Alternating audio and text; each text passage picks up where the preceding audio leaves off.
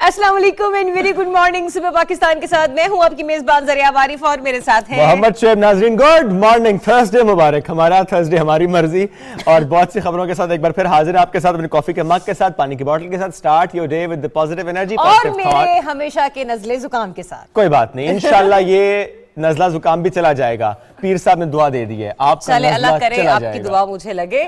اور پیر صاحب کا تھا نہیں, اگر آپ پیر صاحب کی مریدی میں, میں نے پیر صاحب سے بات کی ہے, میں نے انہوں نے کہا کہ انشاءاللہ اس یہ جو ونٹرز ہیں یہ آپ کا نزلہ زکام ختم ہو جائے گا, آئندہ انشاءاللہ اس طرح کا نزلہ زکام نہیں ہوگا آپ کو. چلے گڈ. اچھا دوسرا یہ کہ نا موسم جو ہے وہ انتہائی سرد ہو گیا ہے اسلام آباد میں, اور اسلام آباد سمیت جتنے بھی پہاڑی اور میدانی علاقے ہیں وہاں پر موسم خاصا سرد ہے. فی الحال جب ہم لوگ صبح آ رہے تھے تو ابھی بارش نہیں ہو رہی تھی, لیکن ویدر فورکاسٹ یہی ہے کہ ٹھیک 11-11:30 بجے کے بعد بارش کا سلسلہ ایک بار پھر سے شروع ہو جائے گا, اور یہ بارش کا سلسلہ 4-5 بجے تک جاری رہے گا. پورا پلان ذرا آپ نے بنایا ہوتا نا کہ اس وقت بارش ہے, اس نے پوری اپنی جو ایک انگیجمنٹس ہوتی ہیں اس کے اکارڈنگلی پلان کی ہوتی ہیں, تبھی 11:30 تک کا اس کو پتا ہے کہ اچھا بارش سٹارٹ ہونی ہے. بس یہ رحمت کی بارش ہے, یہی ہماری دعا ہے. کیا مٹھاس ہے ہماری کافی میں آج میں نے آپ کو شروع میں کہا تھا نا اس میں صرف چینی ہے. احتشام جو تم نے کیا ہے نا ہم ساری زندگی نہیں بھولیں گے. تو یہ چینی والی کافی نہیں پینی, چینی ویسے بھی آپ اوائڈ کیا کریں, اور ویسے بھی refined sugar is not good for health. کوشش کریں گے کہ اس دن اس پر بات بھی کریں کہ ریفائنڈ شوگر آپ کے جسم میں داخل ہو کے کیا کرتی ہے, اور اس کے علاوہ آلٹرنیٹ کیا ہے, اس سے کیا بہتری ہو. لیکن یہ ہم نے وہ گفتگو کی ہے جو ہمارا پلان کا حصہ نہیں تھا. ہمارے پلان کا حصہ یہ تھا, اس سے پتہ ہی چلتا ہے ہم کتنا بول سکتے ہیں, کتنا بول سکتے ہیں, نان سٹاپ بول سکتے ہیں. لیکن ایک ایسی شخصیت جو نان سٹاپ کام کرتی ہے اس کی بات کرتے ہیں, یعنی وزیر اعظم پاکستان عمران خان صاحب. ہکلا ڈیرہ اسماعیل خان موٹر وے کا افتتاح ہو چکا ہے. In addition to the motorways ویز 293 کلومیٹر طویل یہ موٹر وے ہے, اور اس سے ڈیرہ اسماعیل خان, شمالی پنجاب, جنوبی خیبر پختونخوا اور بلوچستان میں جو اکنامک ایکٹیویٹیز ہیں وہ فروغ پائیں گی. افتتاحی تقریب ہوئی تھی کل, اس سے خطاب کیا عمران خان صاحب نے کہا کہ ملک بھر میں یکساں ترقی کے عمل پر وہ یقین رکھتے ہیں, اور سی پیک کا مغربی روٹ ملک کے کم ترقیاتی علاقوں میں ترقی کا باعث بنے گا. اور اس موٹر وے پر 11 انٹرچینجز, 36 پل, 33 فلائی اوورز اور 119 انڈر پاسز تعمیر کیے گئے ہیں, جبکہ منصوبے سے اسلام آباد اور ڈی آئی خان کے درمیان مسافت 7 گھنٹے سے کم ہو کر 3 گھنٹے رہ گئی ہے. تو یہ ہوئی نا اچھی بات کہ آپ کو جو مسافت, جو فاصلہ 7 گھنٹے میں طے کرنا پڑتا تھا وہ اب صرف 3 گھنٹوں میں طے کرنا پڑے گا. تو اب ہو جائیے آپ لوگ ایزی ویزی, کیونکہ وزیر اعظم صاحب نے اس اچھے سے منصوبے کا افتتاح کر دیا ہے. آگے بڑھتے ہیں اور پروگرام میں آگے بڑھتے ہوئے کچھ مزید انٹرسٹنگ جو خبریں ہیں وہ آپ کر لیتے ہیں. ایگزیکٹلی, لیکن ایک اور ہم خبر ہے وہ شیئر کرتے ہیں جناب, اور وہ خبر یہ ہے خلیجی تعاون کونسل کے سیکرٹری جنرل ڈاکٹر نائف بن فلاح الحجراف دورہ پاکستان پر جب پہنچے تو ان کا پرتپاک استقبال کیا گیا, اس کی بات ہم کر لیتے ہیں. پاکستان علماء کونسل کے سربراہ اور وزیر اعظم کے معاون خصوصی برائے مشرق وسطیٰ و بین المذاہب ہمانگی حافظ طاہر اشرفی صاحب نے ان کا استقبال کیا تھا. اپنے دورہ پاکستان کے دوران انہوں نے وزیر خارجہ شاہ محمود قریشی, وزیر خزانہ شوکت ترین سمیت اہم حکام سے ملاقاتیں کی ہیں, اور وزیر خارجہ شاہ محمود قریشی صاحب کی دعوت پر یہ دورہ پاکستان شیڈیول تھا جو کہ پھر ہوا ہے. وزیر خارجہ نے ایک بیان بھی جاری کیا, اس میں کہا ہے کہ سیکرٹری جنرل کا دورہ فریقین کے لیے باہمی تعاون کا جائزہ لینے اور مختلف شعبوں میں شراکت داری بڑھانے کا موقع فراہم کرے گا. اس اہم خبر پر ہم بات کریں گے. حافظ طاہر اشرفی صاحب نے ہمیں جوائن کی ہے. سر بہت شکریہ, آپ نے صوبہ پاکستان کو وقت دیا. سر تھوڑا سا بتائیے گا ملاقات سے متعلق, اس دورے سے متعلق کیا ڈیٹیلز ہیں اور کن اہم امور پر تبادلہ خیال ہوا ہے؟ بسم اللہ الرحمن الرحیم, نحمدہ ونصلی ونسلم علی رسول. جی علامہ طاہر اشرفی صاحب آپ سن پا رہے ہیں ہمیں؟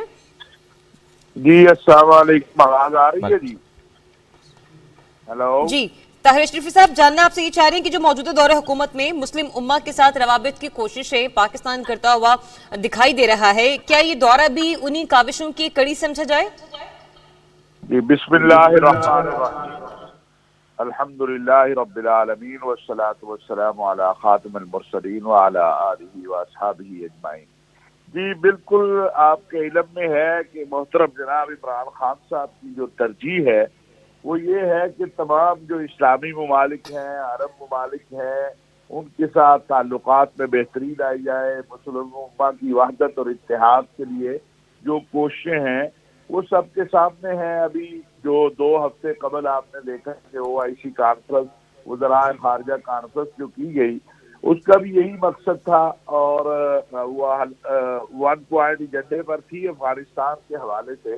لیکن آپ نے وزیر اعظم صاحب کی تقریر, انہوں نے بڑا واضح انداز میں جو ہے تمام مسائل پر بات کی جو مسلم امہ کے مسائل ہیں. پھر اس کے بعد اللہ کا شکر ہے کہ یہ خلیج تعاون کونسل جو ہے یہ آپ کے علم میں ہے کہ یہ ہماری بہت بڑی تعداد جو کہ تقریباً 5 ملین کے قریب بن جاتی ہے، 50 لاکھ پاکستانیوں کی ان ممالک میں ہے، خلیج کے ممالک میں ہے، اور ان کے ساتھ ہمیں اپنے روابط کو مزید بہتر اور مضبوط بنانا ہے، اور وہاں پر ہمارے لوگوں کے چونکہ ہمارے 50 لاکھ کے قریب پاکستانی ہیں، وہاں ان کے مسائل ہیں، اور ان کے مسائل کے حل کے لیے آپ نے وقتاً فوقتاً دیکھا ہوگا کہ محترم وزیر اعظم صاحب جو ہیں وہ بہت ہی ان کے یہ پاکستانی ان کے دل کے بہت قریب ہے، اور پاکستان کے لیے بھی ایک ریڑھ کی ہڈی کی حیثیت رکھتے ہیں، اور اسی طرح ایکسپورٹ کے معاملات ہیں، باہمی تجارت ہے، پھر ہمارے جو ہے ثقافت اور ہماری معاشرت، بہت سارے ہمارے جو ہیں وہ امور ایسے ہیں جن میں ہم تقریباً ایک ہی جگہ پر کھڑے ہیں۔ تو جب یہ OIC کانفرنس میں تشریف لائے تھے جو GCC کے سیکرٹری جنرل ہیں، ان کو دعوت دی تھی محترم جناب وزیر خارجہ شاہ محمود قریشی صاحب نے پاکستان کے دورے کی، تو آپ دیکھیں کہ یہ پاکستان کی بہت بڑی کامیابی ہے کہ 1 ماہ کے اندر اندر، بلکہ اس سے کم وقت میں اگر ہم دیکھیں تو 2 ہفتوں کے اندر، پہلے آپ نے OIC وزرائے کانفرنس کی، اور اب آپ کے پاس جو ہے وہ GCC کے سیکرٹری جنرل جو ہے پورے وفد کے ساتھ آئے، اور بہت سی چیزیں عملی اقدامات جو ہیں وہ اس میں اٹھائے گئے، خالی گفتگو یا نشستن گفتن اور برخاستن نہیں ہوا، اور اس کا کچھ اعلان کل ہمارے وزیر خارجہ شاہ محمود قریشی صاحب اور سیکرٹری جنرل جو ہیں انہوں نے بھی کیا ہے، اور آگے بھی اگلے چند دن میں آپ دیکھیں گے کہ اس حوالے سے بہت ساری چیزیں آپ کے سامنے آئیں گی، اور میں یہ بھی بتاتا چلوں اپنے ان دوستوں کے لیے، لازمی بات ہے کہ جو خلیجی ممالک میں ہیں وہ جب اس طرح کی کوئی وزٹ ہوتا ہے یا اس طرح کی کوئی بات ہوتی ہے تو ان کی بڑی توجہ ہوتی ہے کہ ہمارے لیے کیا ہے، تو جو ان کے مسائل ہیں اس حوالے سے بھی بڑی تفصیل سے بات ہوئی ہے، اور انشاءاللہ تعالی اس مسائل کے حل اور بہتری کے لیے بھی جو ہے وہ اقدامات اٹھائے گئے ہیں اور اٹھائے جائیں گے۔ اسی طرح سیکرٹری جنرل نے شوکت ترین صاحب سے بھی ملاقات کی ہے، اور وہ بہت زیادہ مطمئن ہیں، جو ان کی ملاقات شوکت ترین صاحب سے ہوئی، وزیر خارجہ صاحب سے ہوئی، عبدالرزاق داؤد صاحب سے ہوئی، اور پھر آخری جو ان کی ملاقات تھی وہ میرے ساتھ بھی اس حوالے سے کہ کیسے آگے بڑھا جائے، جو چیزیں طے ہوئی ہیں ان کو کس طرح آگے لے کے چلنا ہے۔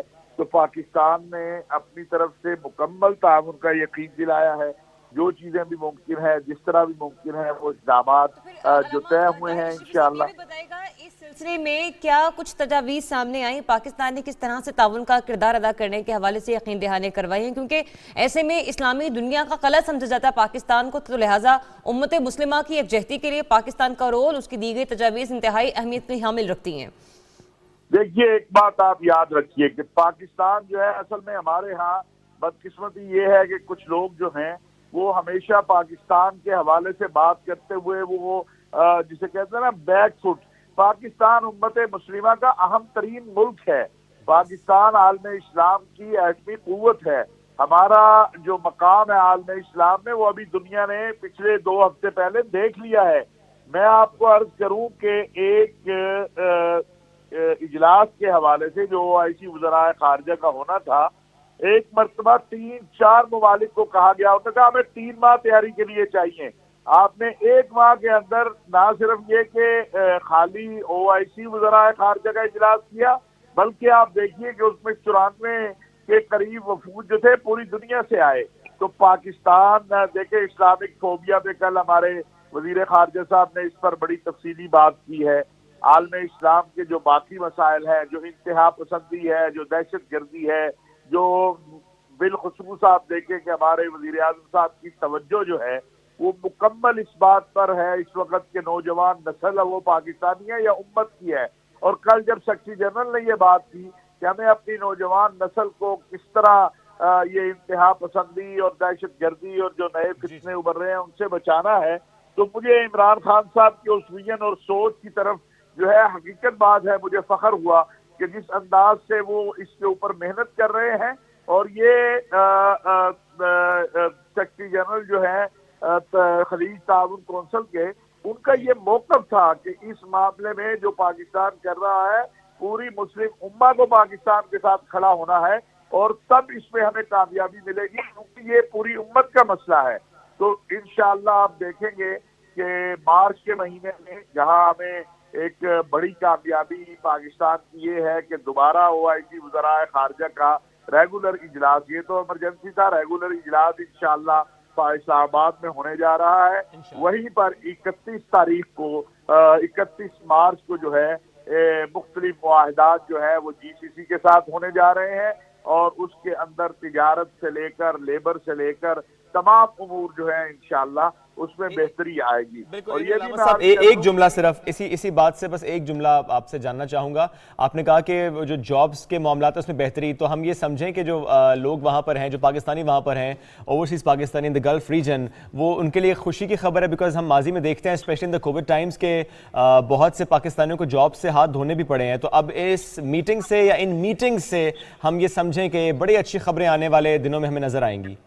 بالکل، جو خلیجی ممالک میں پاکستانی ہیں ان کے لیے بھی اچھی خبر ہے، اور جو جانا چاہتے ہیں، ہماری اسکل لیبر ہے یا ہمارے جو نوجوان ہیں مختلف ماشاءاللہ شعبوں میں، جو علم سے وابستہ ہیں، جو انجینئرنگ سے وابستہ ہے، جو طب سے وابستہ ہے، ان کے لیے بھی ہمارے جو تمام شعبوں کے جو لوگ ہیں ان کے لیے بھی انشاءاللہ خلیج سے اچھی خبریں آ رہی ہیں۔ ہمارے تجار کے لیے، ہمارے ایکسپورٹرز کے لیے، امپورٹرز کے لیے یہ تعاون جو ہے یہ بہت بڑے، یہ میٹنگ آپ کہہ سکتے ہیں کہ ایک بہت بڑے پیمانے پر اور بہت ہی تعاون والے اثرات لے کر انشاءاللہ آئے گی۔ انشاءاللہ بہت زبردست سر، بہت اچھی خبریں تھیں جو آپ نے شیئر کی ہم سے، بہت شکریہ علامہ طاہر اشرفی صاحب ساتھ میں، اور اس اہم معاملے پر ہم سے گفتگو کر رہے تھے۔ کچھ گفتگو آپ نے کی ہے، کچھ کل شاہ صاحب نے کی تھی، لیکن یہ آپ نے بڑا اچھا کہا، بڑی خوبصورتی سے کہا کہ آئندہ آنے والے دنوں میں ساتھ ساتھ بتائیں گے، ایک ہی دن میں ساری خوشخبریاں نہیں سنائیں گے، آہستہ آہستہ بتائیں گے کہ کیا ہونے والا ہے، کیا ہو رہا ہے۔ ایک اور خبر ہے وہ شیئر کرتے ہیں، آپ جب تک تسلی سے چھینکے ماریے۔ وزیر اعظم عمران خان صاحب کی بات کرتے ہیں، انہوں نے الیکشن کمیشن کی طرف سے پاکستان تحریک انصاف کی جو فنڈنگ ہے اس کی جانچ پڑتال کا جو خیر مقدم ہے وہ کیا ہے، اور ٹویٹ کی ہے۔ انہوں نے کہا ہے کہ پاکستان تحریک انصاف کی جو فنڈنگ ہے وہ سمندر پار پاکستانیوں کی طرف سے عطیات کے ذریعے کی گئی ہے، اور یہ کہا کہ جو ہمارے اکاؤنٹس کی جانچ پڑتال ہوئی، یعنی اسکروٹنی ہوئی، تو ویسے ہی کام پر یہ حقیقت آیا ہوئی، یہ واضح ہو گئی کہ پاکستان تحریک انصاف واحد پولیٹیکل پارٹی ہے جس کا اپنا ڈونر بیس ہے، اور فنڈز اکٹھا کرنے کے حوالے سے ایک پراپر میکنزم ہے، بلکہ ایک واضح میکنزم اس سے ظاہر بھی ہو جاتا ہے۔ انہوں نے یہ بھی کہا کہ توقع یہ بھی ہے کہ الیکشن کمیشن آف پاکستان اسی طرح جو دوسری بڑی سیاسی جماعتیں ہیں جن سے متعلق یہ معاملات پہلے سامنے آئے تھے، یعنی مسلم لیگ نون اینڈ پاکستان پیپلز پارٹی، ان کی فنڈنگ کی جانچ پڑتال بھی اسی طریقے سے کرے گی جیسے کہ پاکستان تحریک انصاف کی ہوئی ہے۔ بالکل ایسے ہی، کیونکہ پارٹی فنڈنگ کیس کے حوالے سے پاکستان تحریک انصاف کو بہت کرٹیسائز کیا گیا ہے مخالف فلکوں کی طرف سے، مخالف جماعتوں کی طرف سے۔ ایسے میں پاکستان تحریک انصاف کا خود وزیر اعظم کا خیر مقدم کرنا اس پارٹی فنڈنگ کیس کی جانچ پڑتال کے عمل کے حوالے سے ڈیفینیٹلی ایک بہت بڑا قدم ہے، کیونکہ یہ ایک ایسا پارٹی فنڈنگ کیس سمجھا جاتا ہے کہ جسے جو مخالف حلقے ہیں وہ یہ کہتے ہیں کہ پاکستان تحریک انصاف کی قسمت ہی بدل دے گا، اور اگر قسمت ہی بدلنے کے معاملات ہیں تو پھر ایسے میں وزیر اعظم کا خود سے خیر مقدم کرنا ڈیفینیٹلی اس بات کا ثبوت دیتا ہے کہ کہیں نہ کہیں وہ جو جھول ظاہر کرنے کی کوشش کی جا رہی ہے شاید ایسا کچھ نہیں ہے۔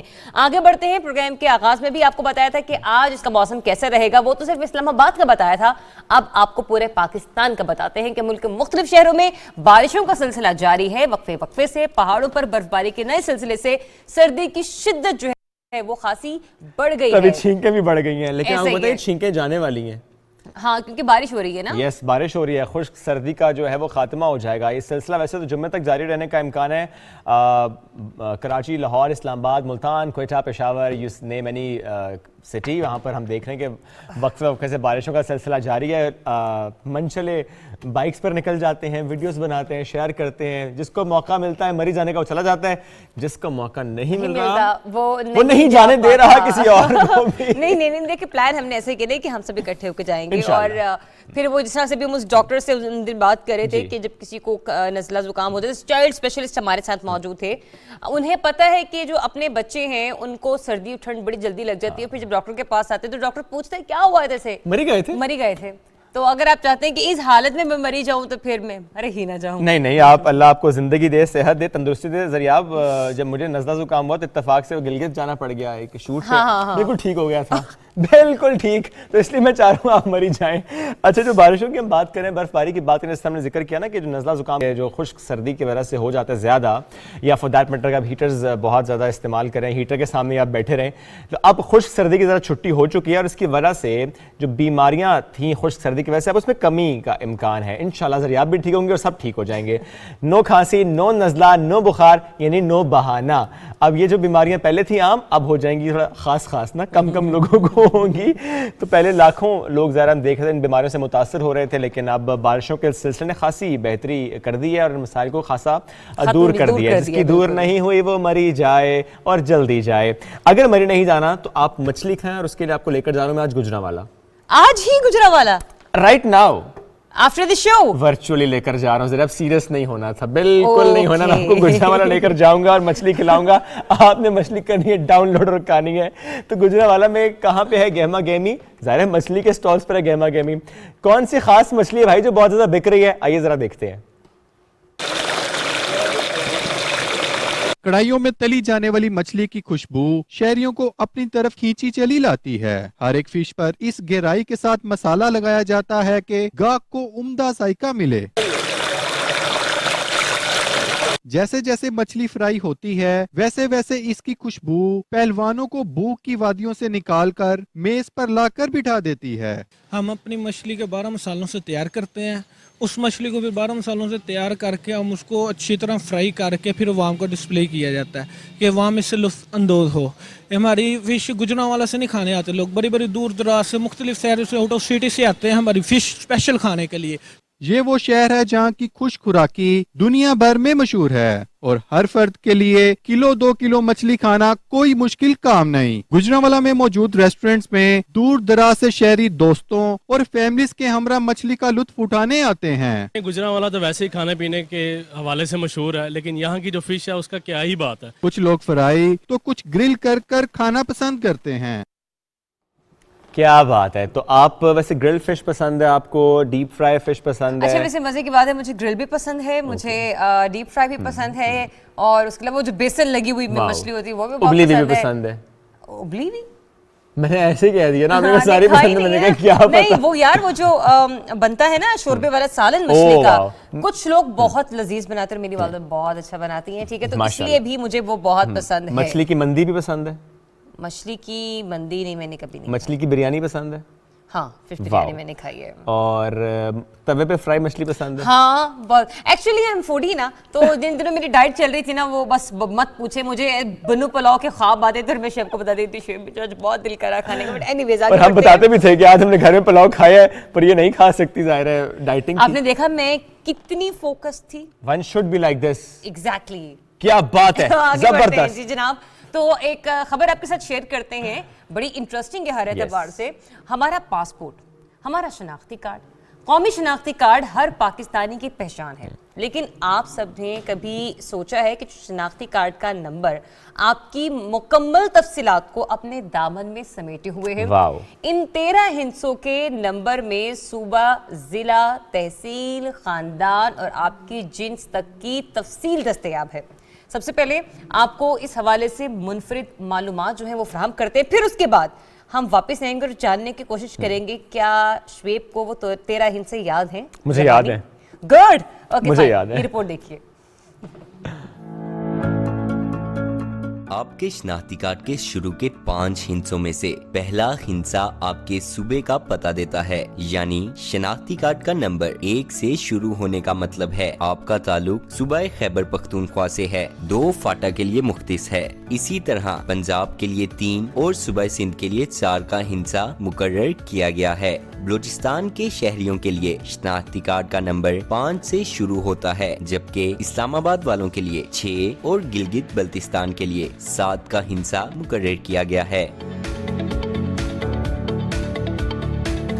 ان 5 ہندسوں کے کوڈ میں दूसरा नंबर आपके डिवीजन को जाहिर करता है, जबकि अगले 3 हिस्से आपके जिला, फिर तहसील और यूनियन कौंसिल के नंबर को जाहिर करता है। दरमियान में लिखे गए 7 हिस्सों पर मुश्तमिल कोड खानदान के नंबर को जाहिर करता है। इसी कोड के जरिए किसी भी खानदान का फैमिली ट्री तश्कील पाता है। आपके शनाख्ती कार्ड का आखिरी नंबर जेंट्स को जाहिर करता है। मर्दों के लिए ये हमेशा ताक नंबर होता है, जबकि औरतों के लिए जुफ्त नंबर का इंतखाब किया गया है। नादरा के खुदकार निज़ाम के तहत पाकिस्तानियों का शनाख्ती कार्ड वजूद में आता है, जो हर पाकिस्तानी की अलग पहचान को यकीनी बनाता है। क्या बात है, जबरदस्त रिपोर्ट। ऑनेस्टली ना मैं जानता था ना शायद आप जानती होंगी कि इस एक नंबर में इतनी Exactly, डिटेल्स इतनी होती details हैं मौजूद कि होती आपका हैं। सिटी, जिला, तहसील, खानदान का Exactly. Number, even the gender. ये तो मेरे लिए बिल्कुल एक नई इन्फॉर्मेशन थी, तो ये बड़ा जबरदस्त हो गया जी। अच्छा, इसमें मैं ये कहूंगी जो मैंने जाने से पहले क्वेश्चन था, शायद यूं कह लीजिए पहले मेरी ख्वाहिश थी कि मैं जरा ऑन एयर ही सुनती आपसे आपके 13 हिंद से, लेकिन आपकी मालूमात लीक हो सकती हैं, इसलिए मैं ऐसा नहीं चाह रही। और मैं आपने सुनाया था इस आपको। बात का 1 2 3 4 ठीक है, वेरी गुड। हाँ, Thank you, ऐसा ही जया। है। आप लोग भी जरा कोशिश कीजिए, ये ज्यादा लंबे हिंद से नहीं है, 13 हिंद से। जिन जिन के शनाख्ती कार्ड बने हुए हैं, अपने शनाख्ती कार्ड नंबर को जरूर याद रखिए, क्योंकि इसकी जरूरत आपको कभी भी कहीं भी पड़ सकती और है। देखिए मेरा अभी बना था, मैंने याद कर लिया है। अभी बना था, जाहिर है, मतलब चंद महीने कुछ कुछ साल एग्जैक्टली। एनीवेज, आगे बढ़ते हैं जी। विफाकी वज़ीर इत्तलात और नशरियात जनाब चौधरी फवाद हुसैन साहब ने कहा कि कश्मीर के बगैर पाकिस्तान नामुकम्मल है। हमारे कब्रिस्तान शहीदों से आबाद हैं जिन्होंने कश्मीर के लिए अपना लहू दिया। उन्होंने पीटीवी न्यूज सेंटर में गाजी मिल्लत सरदार इब्राहिम की तस्वीर की नकाब कुशाई की गुज़िश्ता रोज, और इस मौके पर गुफ्तगू में मजीद ये कहा कि हम सीसा पलाई दीवार की तरह कश्मीरी भाइयों के साथ खड़े हैं। उन्होंने कहा कि कश्मीर के लिए हमने जंगें लड़ी हैं और ये जंग हम लड़ते रहेंगे। चौधरी फवाद हुसैन साहब वफाकी वज़ीर इत्तलात और नशरियात, उन्होंने कहा कि गाज़ी मिल्लत सरदार इब्राहिम की कश्मीर कॉज़ के लिए जो बेशुमार खिदमात हैं उनको हमेशा याद रखा जाएगा। कश्मीर कॉज़ के लिए कुर्बानियाँ पेश करने वालों को खराज तहसीन पेश करते हैं। अब बढ़ते हैं आगे और एक और किताब करते हैं जो कि लिखी है वफाकी वज़ीर दाखिला शेख रशीद साहब ने। उनकी किताब है लाल हवेली से अक़वाम मुत्तहिदा तक, इसकी भी तक़रीब रुनुमाई हुई है। ये उनकी 3rd बुक है। फर्जंदे पाकिस्तान, मैदान ख़िताबत का जर्नैल और लाल हवेली से अक़वाम मुत्तहिदा तक, उनकी 3 किताबें शाया हो चुकी हैं। और किताब में शेख रशीद साहब ने अपनी वालिदा मरहुमा खुर्शीद बेगम की मेहनत, उनके इंतकाल और अपनी ज़िंदगी के अहम नशेब व फराज से मुतालिक लिखा है। इस किताब से मुतालिक खासी वो गुफ्तगू करते आए हैं, एंटिसिपेशन भी थी लोगों की इसमें ये गुफ्तगू होगी, इस पर राय में गुफ्तगू होगी। तो लेट्स सी उनकी बुक अब कोशिश करते हैं बल्कि उन्हें मधु भी करें और उस पर बात भी करें। और इस तकरीब में भी चौधरी फवाद हुसैन साहब भी शरीक थे, चीनी सफ़ीर थे, बहुत अहम शख्सियात शरीक हुई थी। तो वंस अगेन शेख साहब, इस किताब के बहाने से ही एक मुलाकात हो जाए। बिल्कुल मुलाकात हो जाए। और यूं तो आपके मिजाज के बारे में कहा जाता है कि बड़ी सी यूं कह लें कि एंटरटेनिंग थे आपकी, हमेशा से चुलबुले अंदाज में हमने आपको अपने मुखालिफिन को लताड़ते हुए देखा है, बाइक पर जाते भी देखा है। हाँ, बाइक पर जाते भी देखा है। तो यूं कह लीजिए कि शायद इस किताब के बहाने आपसे ना सिर्फ मुलाकात का मौका भी मिल जाएगा, और हम यूं कहेंगे कि आपसे मिलकर शायद यूं कह लीजिए कि हम भी थोड़ा सा, हमें भी लुत्फ आ जाएगा। Exactly. शेख साहब की पर्सनैलिटी आखिर है कैसी। बिल्कुल ऐसा ही है, बिल्कुल ऐसा ही है। चले कोशिश करते हैं कि किसी दिन ये नशिस्त हम जरूर रखेंगे, आके हम अपनी तशरीफ का टोकरा उठा के वहां ले जाएं। ये भी हो सकता है। अच्छा जी, बढ़ते हैं आगे अपने अगले मौजू की जानिब, और ये है जनाब खवातीन से जुड़ा है। PCOS, polycystic ovaries, polycystic ovaries, PCOS syndrome, इस पर आज में बात करें। छोटी सी ब्रेक लेते हैं और फिर इस अहम मौजू पर गुफ्तगू करेंगे। है क्या, होता क्यों है, प्रेवलेंस कितनी है, ट्रीटेबल है या नहीं है, और क्या इससे जुड़े अहम मसाइल हैं, उस पर करेंगे गुफ्तगू विद डॉक्टर, लेकिन ब्रेक के बाद। स्टे ट्यून्ड सुबह पाकिस्तान।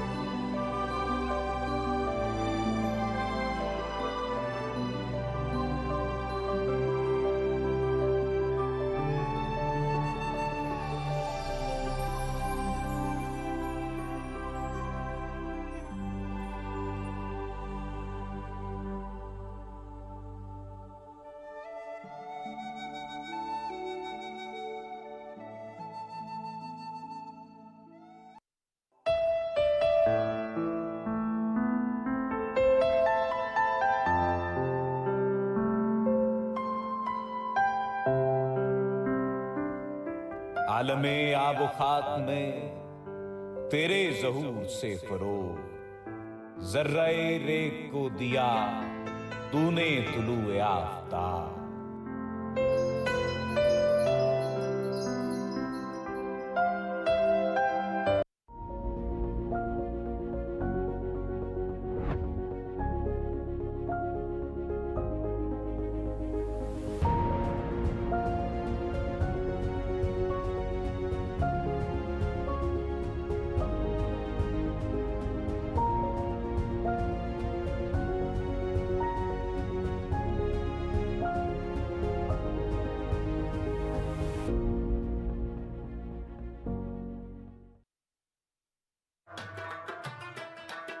जो अल्लाह ने पाकिस्तान में डाइवर्सिटी दी है और जो आगे इंशाल्लाह जो हम पाकिस्तान का आगे मुस्तकबिल देख रहे हैं, ये टूरिज़्म हमें फॉरेन एक्सचेंज भी लेके आएगा और टूरिज़्म सबसे ज़्यादा लोगों के लिए नौकरियां देगा।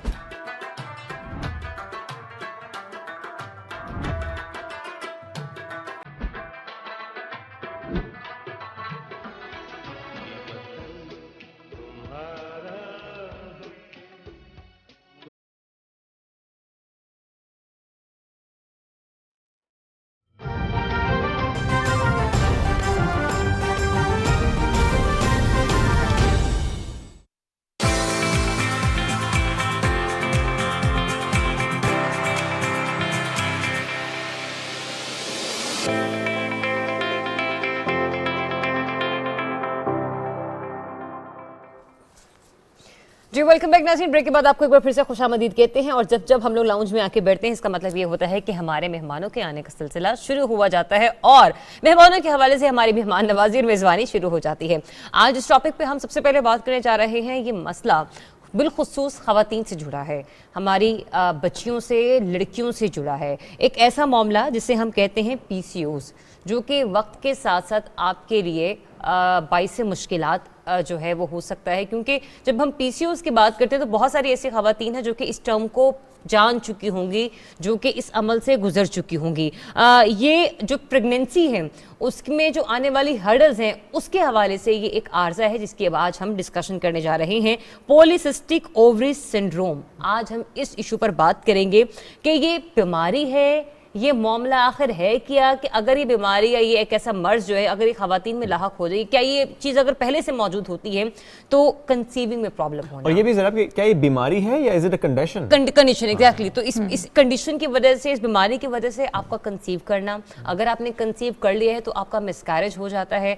फिर आपके जो पीरियड्स हैं जिसे हम माहवारी का अमल कहते हैं, क्योंकि जो हमारे गाँव देहात में रहने वाली ख़वातीन हैं, बच्चियाँ हैं, ताकि उनके आसानी के लिए भी हम बात कर सकें वो किस तरह से इस अमल से गुजरती हैं। और इस तरह से हम देखते हैं कि उन्हें मुआशरे में भी बड़ी मुश्किलात उठानी पड़ती हैं, बिलखुसूस ससुराल के अंदर। और साथ ही साथ फिर हम ये भी देखते हैं कि जो उनका शादीशुदा रिश्ता है वो भी किसी हद तक ख़राब हो जाता है। तो इसी मामले पर आज हमने बुलाया है अपने प्रोग्राम में डॉक्टर मदीहा बतूल साहिबा को। अस्सलाम वालेकुम, गुड मॉर्निंग डॉक्टर साहिबा, कैसी हैं आप? अल्हम्दुलिल्लाह, अल्लाह का शुक्र। डॉक्टर साहिबा, PCOS और polycystic syndrome, polycystic ovary syndrome, polycystic ovary syndrome इंतहाई मुश्किल है। ये जैसा कि शुएब ने भी जिक्र किया कुछ देर पहले, ये एक बीमारी है, एक कंडीशन है, ये एक्चुअली है क्या? This is not actually a condition, condition नहीं है, ये एक समझ लें कि बीमारी है। और अब इसकी जो जितनी भी रिसर्चेस हुई हैं इसके मुतालिक ये कहा जा रहा है कि ये जीन्स में ट्रैवल कर रही है। अच्छा, लाइक जेनेटिकली है। लाइक अगर एक फीमेल को है ना तो फर्स्ट डिग्री रिलेटिव में या उसके जो है ना खाला मामू उनमें भी हो सकते हैं, इवन इसका मेल वर्जन भी अब है अवेलेबल। हाँ, ऐसे जो सिस्टर्स हैं जिनको प्रॉब्लम है उनके भाइयों के अंदर भी मतलब बार्डनेस, बालों का गिरना और ये सब चीजें उनमें भी मौजूद है। तो मतलब हम ये कह सकते हैं कि अगर किसी की प्रेगनेंसी में कोई इश्यू है तो जरूरी नहीं कि वो लड़की का मसला है, वो उसके हस्बैंड का भी इश्यू हो सकता है। नहीं, ऐसे नहीं। मतलब ये डिजीज जो है बेसिकली फैमिली में प्रेजेंट होती है और इसके जो असरात हैं वो प्रेगनेंसी के अंदर आना शुरू हो जाते हैं। Like basically it's a metabolic syndrome. ठीक है, इसको हम कहते हैं मेटाबॉलिक सिंड्रोम के, जिसमें आपके अंदर ओबेसिटी, ठीक है, इसके अलावा फैमिली में डायबिटीज़ की हिस्ट्री, ये सब चीज़ें। तो polycystic ovary and polycystic ovarian syndrome ये दो एंटिटीज़ हैं। अच्छा, दो ठीक है, डिफरेंट हैं? दो डिफरेंट हैं। ठीक है। अब होता ये है कि अगर एक पेशेंट है, उसको मामूली सा कोई पेट में दर्द हुआ, कोई किसी का इवन अपेंडिसाइटिस है या पेट में दर्द है, अल्ट्रासाउंड करवाया, सिस्ट नज़र आ गई, तो जनाब वो डॉक्टर ने बताया कि भी ओवरी में सिस्ट है और कोई सिम्टम नहीं है और कुछ नहीं है, तो हाल ही पॉलीसिस्टिक ओवरीज का भी आना एक नॉर्मल है। अच्छा, अगर पॉलीसिस्टिक ओवेरियन सिंड्रोम को हम पर्टिकुलरली बात करें तो इसके अंदर हमारे पास डायग्नोस्टिक क्राइटेरिया है। अच्छा, अगर मैं आपको उर्दू में उसके बारे में बताऊं तो उसमें पेशेंट्स के अंदर जो क्लिनिकल सिम्टम्स होते हैं ना, उसमें अगर ओवरीज के अंदर सिस्ट है, उसके साथ साथ उसके अंदर अगर मतलब मेल पैटर्न की बाल आना शुरू हो जाए, वो मेल हार्मोन्स का एक्सेस होना शुरू हो जाता है ना, मतलब it's a problem with the hormonal imbalance, नहीं मैं अभी भी समझ जो कि जेनेटिकली डिटरमिन्ड है। पीसीओज यानी पॉलीसिस्टिक ओवरी और पॉलीसिस्टिक ओवरी सिंड्रोम दोनों डिफरेंट हैं? जी डिफरेंट है। एट द सेम टाइम दोनों भी हो सकते हैं? सेम दोनों भी हो सकते हैं। कंसीव करना ज्यादा मुश्किल कब है, पीसीओ में या पीसीओएस के साथ, सिंड्रोम के साथ? पीसीओ के साथ मसला नहीं है। एक सिंपल वर्ड समझ ले, सिंड्रोम जो होता है ना वो मतलब बीमारियों का मतलब एक समझ लें कि मजमुआ है। अच्छा, उसकी वजह से बहुत से मसाइल पैदा हो रहे हैं। हाँ, और ओवरी जो है ना, इट्स जस्ट मतलब ओवरी के अंदर सिस्ट बनी हुई है, इट्स नॉट अ डिजीज। ठीक है, यानी एक है कि आपके पीसीओ है यानी वो पॉलीसिस्टिक ओवरी, और एक है कि साथ सिंड्रोम है, दोनों हो तो मसला ज्यादा है, अगर सिंड्रोम है तो भी मसला ज्यादा है। जी जी, ठीक है। और उसमें ये कि इनिशियल स्टेजेस में आपको अगर ओवरी में सिस्ट नजर आ गई है तो लेटर ऑन अगर उस पेशेंट ने अपना लाइफस्टाइल चेंज नहीं किया और उन प्रिकॉशंस को नहीं किया तो शी कैन डेवलप सिंड्रोम। अच्छा, हाँ, तो पॉलीसिस्टिक ओवरीज का होना और उसको मतलब आगे आने वाले फ्यूचर में पीसीओएस को डेवलप करना, ये एक समझ लो कि एक प्रोसेस है कि हो जाएगा। मुझे बताएं कि बड़ा अर्ली भी डायग्नोज हो जाता है, जिस तरह आपने कहा अपेंडिक्स आपने ऑपरेट हुआ, फॉर दैट मैटर कोई और अगर आपका प्रोसीजर हुआ है तो मालूम हो जाता है किसी स्कैन में कि अच्छा जी ओवरी के ऊपर सिस्ट आ गया है, तो फौरन से जो एक चीज जहन में आती है कि अच्छा ओहो बच्ची की सिस्ट आ गई, रिमूव करेंगे तो ओवरीज रिमूव हो जाएंगे और आइंदा वो मां नहीं बन पाएगी। हाँ, exactly, इज इट ट्रू? नहीं, उसमें ये होता है, the word says that polycystic ovary, like it is not a single cyst. Basically होता क्या है कि हर औरत के अंदर हर महीने में एक ओवरी के अंदर एक एग बनता है। तो इट्स मतलब क्राइटेरिया स्पेशली, मतलब क्राइटेरिया होता है एक ना, हर मतलब एक डिटरमिन्ड है एक जिस तरह से। तो इसमें क्या होता है, क्योंकि हार्मोनल डिस्बैलेंस होता है तो बजाय एक ओवरी में फॉलिकल बने, there are multiple tiny follicles. ठीक है, जो कि पूरी ओवरी के अंदर जो है ना, वो एक ओवरी की जो लुक होती है ना, इट जस्ट लाइक पर्ल्स, एक दूसरा पर्ल्स का हार है। पहले कहते हैं कि ये पैटर्न जो है ना वो पर्ली पैटर्न होता है कि भाई कॉर्टेक्स पे अरेंज हो जाती हैं छोटी छोटी टाइनी सिस्ट, तो they are not single cyst is a separate thing. तो पॉलीसिस्टिक या मल्टीसिस्टिक ज्यादा सिस्ट, और they are multiple tiny cyst. उनमें से कोई एक भी जो सिस्ट होती है ना, मतलब वो एक भी जो है वो ओव्यूलेशन की तरफ नहीं जा रही होती है। तो पेशेंट जो यूजुअली हमारे पास प्रेजेंट कर सकती हैं आफ्टर मैरिज, वो कर सकती हैं कि उनको इनफर्टिलिटी हो गई, मतलब बच्चे नहीं हो रहे हैं, इसके अलावा उनका जो बाकी प्रॉब्लम्स हैं, जो मेंस्ट्रुअल इरेगुलरिटीज़ हैं वो है, वेट गेन हो रहा है। Sorry to interrupt you here, चूंकि बड़ा कॉमन हो चुका है ये कि शादी को कुछ साल गुजर जाते हैं और औलाद नहीं हो रही थी, तो क्या पहला टेस्ट यही होना चाहिए खातून का कि कहीं पीसीओ तो नहीं? नहीं, नॉट एग्जैक्टली, क्योंकि जो सब फर्टिलिटी है ना उसके बारे में तो एक लंबी डिस्कशन है, we can't go there. Okay fine, ठीक है, वो नहीं, वो एक डिफरेंट है।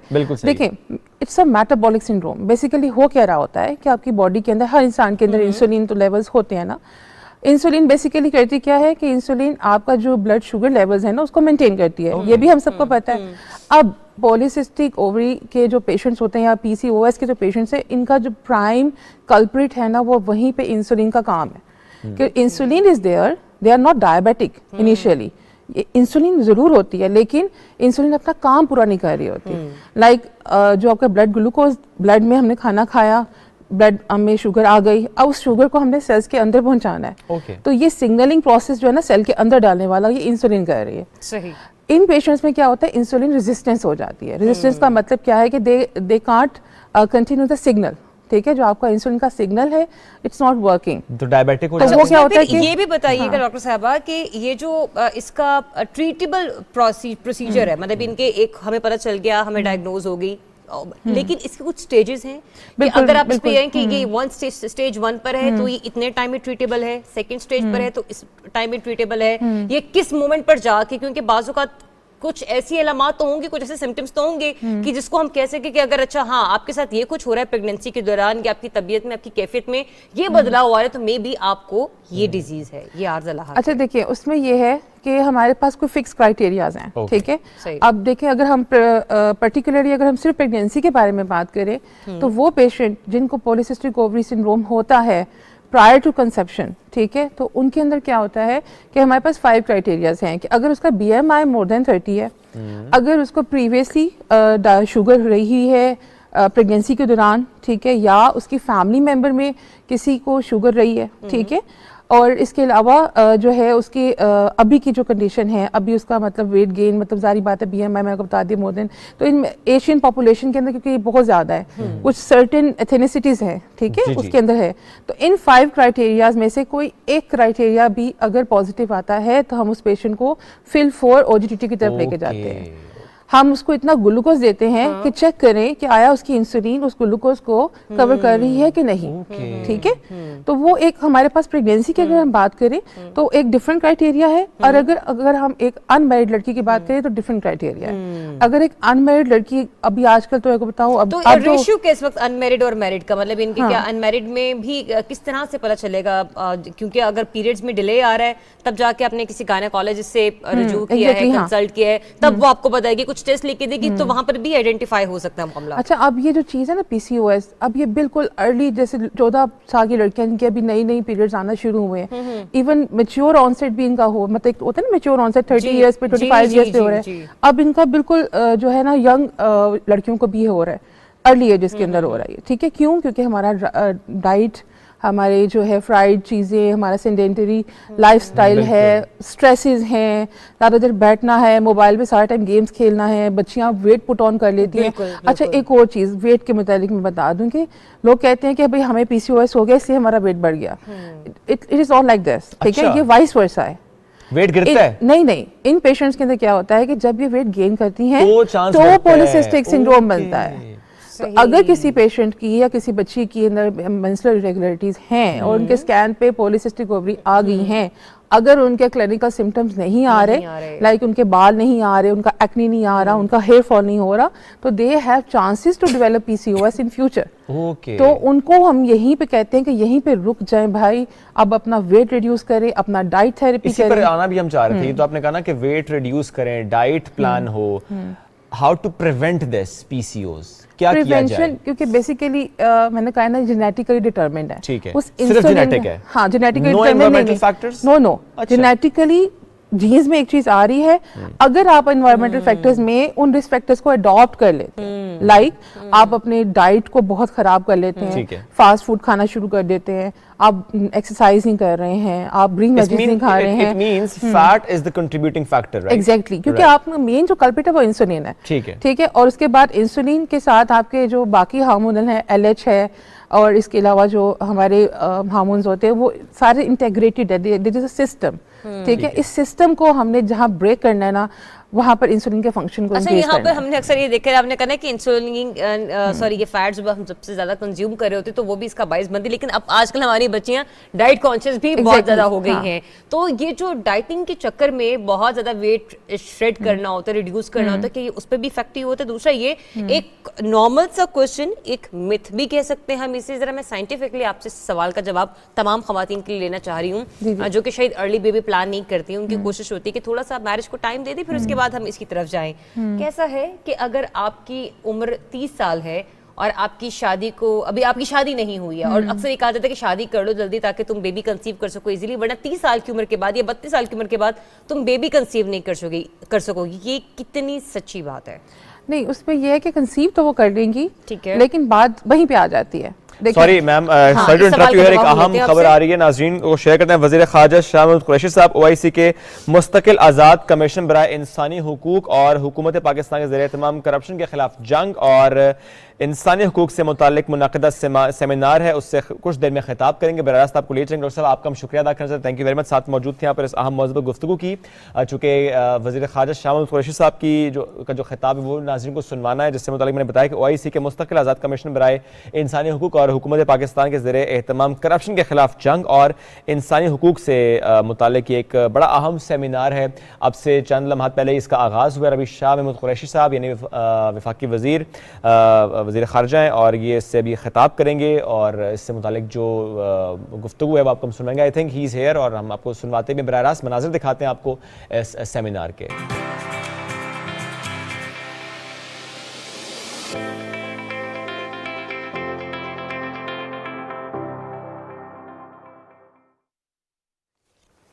Welcome back after the break. ناظرین آج ذرا گفتگو کرتے ہیں کہ جو گفتگو عمران خان صاحب نے پہلے دن سے کی ہے وہ کیا ہے۔ ایک ٹرم جس کا وہ استعمال کرتے آئے ہیں کہ ریاست مدینہ کے اصولوں پر ریاست قائم ہو جائے، بنیاد وہ ہو جو ریاست مدینہ کی تھی، جو وہاں ہوا اس کی کوشش یہاں کی جائے، اس کی بات ہم کرتے ہیں۔ رحمت للعالمین عشرہ بھی منایا، رحمت للعالمین اتھارٹی کے قیام کا اعلان بھی ہوا، ظاہر ہے اس پر ہم دیکھتے ہیں کہ آہستہ آہستہ کام ہو رہا ہے۔ لیکن جو رحمت للعالمین اتھارٹی کے قیام کی بات ہے اور اس کے ساتھ ساتھ جب ہم اپنے معاشرے میں درپیش چیلنجز کی بات کرتے ہیں، بالخصوص جو نوجوان نسل ہے اس کو ایک سمت کا نہ ملنا، اس کا گمراہی کی طرف چلے جانا، اس کو راستہ نظر نہ آنا، راستہ دکھانے والا نہ ملنا، لیڈر کا نہ ملنا، لیڈر کا نہ بننا، یہ ایک بڑا اہم مسئلہ ہے۔ غلطی کہاں پر ہو رہی ہے، کوتاہی ہم سے کیا ہو رہی ہے، بہتری کیسے آ سکتی ہے، آج ہم اس اہم موضوع پر گفتگو کریں گے۔ اور اس کی بنیادی لائن صرف یہ ہے کہ حضور صلی اللہ علیہ وآلہ وسلم جب مدینہ گئے اور ریاست مدینہ کا جو تصور وہاں پر ہم نے پھر دیکھا اور 10 سال میں پھر ہم نے وہاں پر لیڈرز بنتے دیکھے۔ 10 سال کا مختصر عرصہ ایسا کیا ہوا کہ کس طرح سے کردار سازی کی گئی، کیا بنیاد تھی، کیا اصول تھے کہ ہمیں وہاں پہ پھر نظر آیا لیڈرز کی صورت میں مدینہ کی ریاست۔ تو اس اہم موضوع پر گفتگو کرتے ہیں۔ ہمیں جوائن کیا فیصل مسجد کے خطیب ہیں ڈاکٹر محمد الیاس صاحب۔ السلام علیکم سر، کیسے ہیں آپ؟ وعلیکم السلام ورحمۃ اللہ۔ سر ڈاکٹر الیاس سو صاحب، گلیڈ بالکل آپ کا ہونا ہمارے شو میں ڈیفینیٹلی ہم لوگوں کے لیے بھی باعث رہنمائی ہے کہ ہم لوگ بھی کچھ آپ سے آج سیکھ کر یہاں سے جائیں گے اور صوبہ پاکستان کے تھرو ہم اپنی نوجوان نسل کی رہنمائی کر سکیں گے۔ عشرہ رحمت للعالمین جیسے کہ شعیب نے بھی کہا ہم سب نے سیلیبریٹ کیا، پھر پاکستان میں رحمت للعالمین اتھارٹی کا قیام عمل میں لایا جانا وہ بھی وزیر اعظم کا ایک انتہائی اہم قدم ہے۔ لیکن جو ہم یہ اقدامات اٹھا رہے ہیں، ایسے میں آپ کو وہ کون سے ایسے چیلنجز نظر آتے ہیں جو آج کی نوجوان نسل میں ایسے خطرات یا ایسے معاملات جس کو ہم کہہ سکتے ہیں کہ اگر ان کو فوری طور پر نبی پاک صلی اللہ علیہ وسلم کی اسوہ حسنہ پر عمل کرتے ہوئے نہ ٹھیک کیا گیا تو آگے معاشرے میں مزید بگاڑ پیدا کر سکتے ہیں؟ بسم اللہ الرحمن الرحیم۔ آپ دونوں نے جس انداز سے رحمت للعالمین صلی اللہ علیہ وسلم کے عشرے کے بارے میں اور اتھارٹی کے بارے میں ذکر کیا، میں اپنے تمام ویئرز کو ضرور یہ کہنا چاہوں گا کہ وزیر اعظم پاکستان کا یہ انیشیٹو بہت خوش آئند ہے، بے شک، اور ضرور اپریشیٹ ہونا چاہیے۔ بالکل بات پہلے ہوتی ہے، ایک تصور بنتا ہے، اس کے پیچھے ایک ویژن ہوتا ہے، پھر وہ بات عملی شکل میں آتی ہے، پھر اس کا ایک تسلسل ہوتا ہے۔ بہرحال یہ تمام کے تمام پروسیس جو اس وقت ملک پاکستان میں ہو رہے ہیں، اتھارٹی کا قیام ہے اور اس حوالے سے صبح و شام گفتگو ہے اور پروگرامز ہیں، یہ سارے کا سارا خوش آئند ہے۔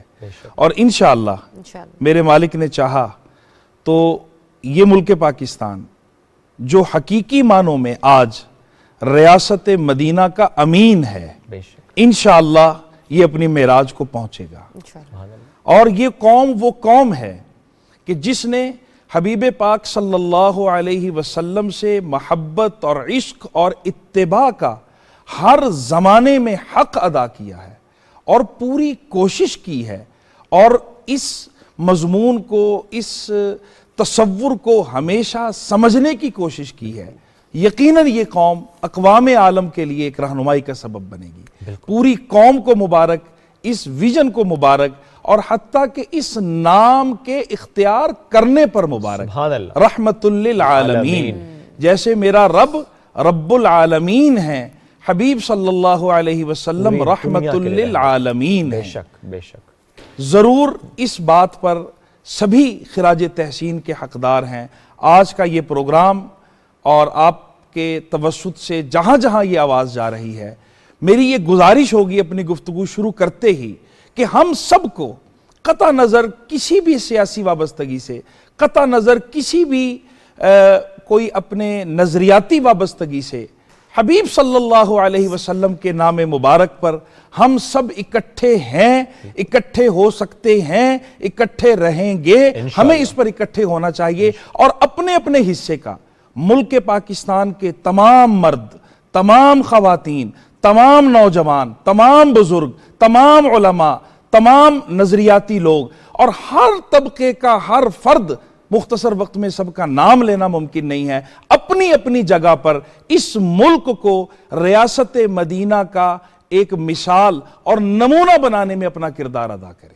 یہ میری پہلی گزارش ہے.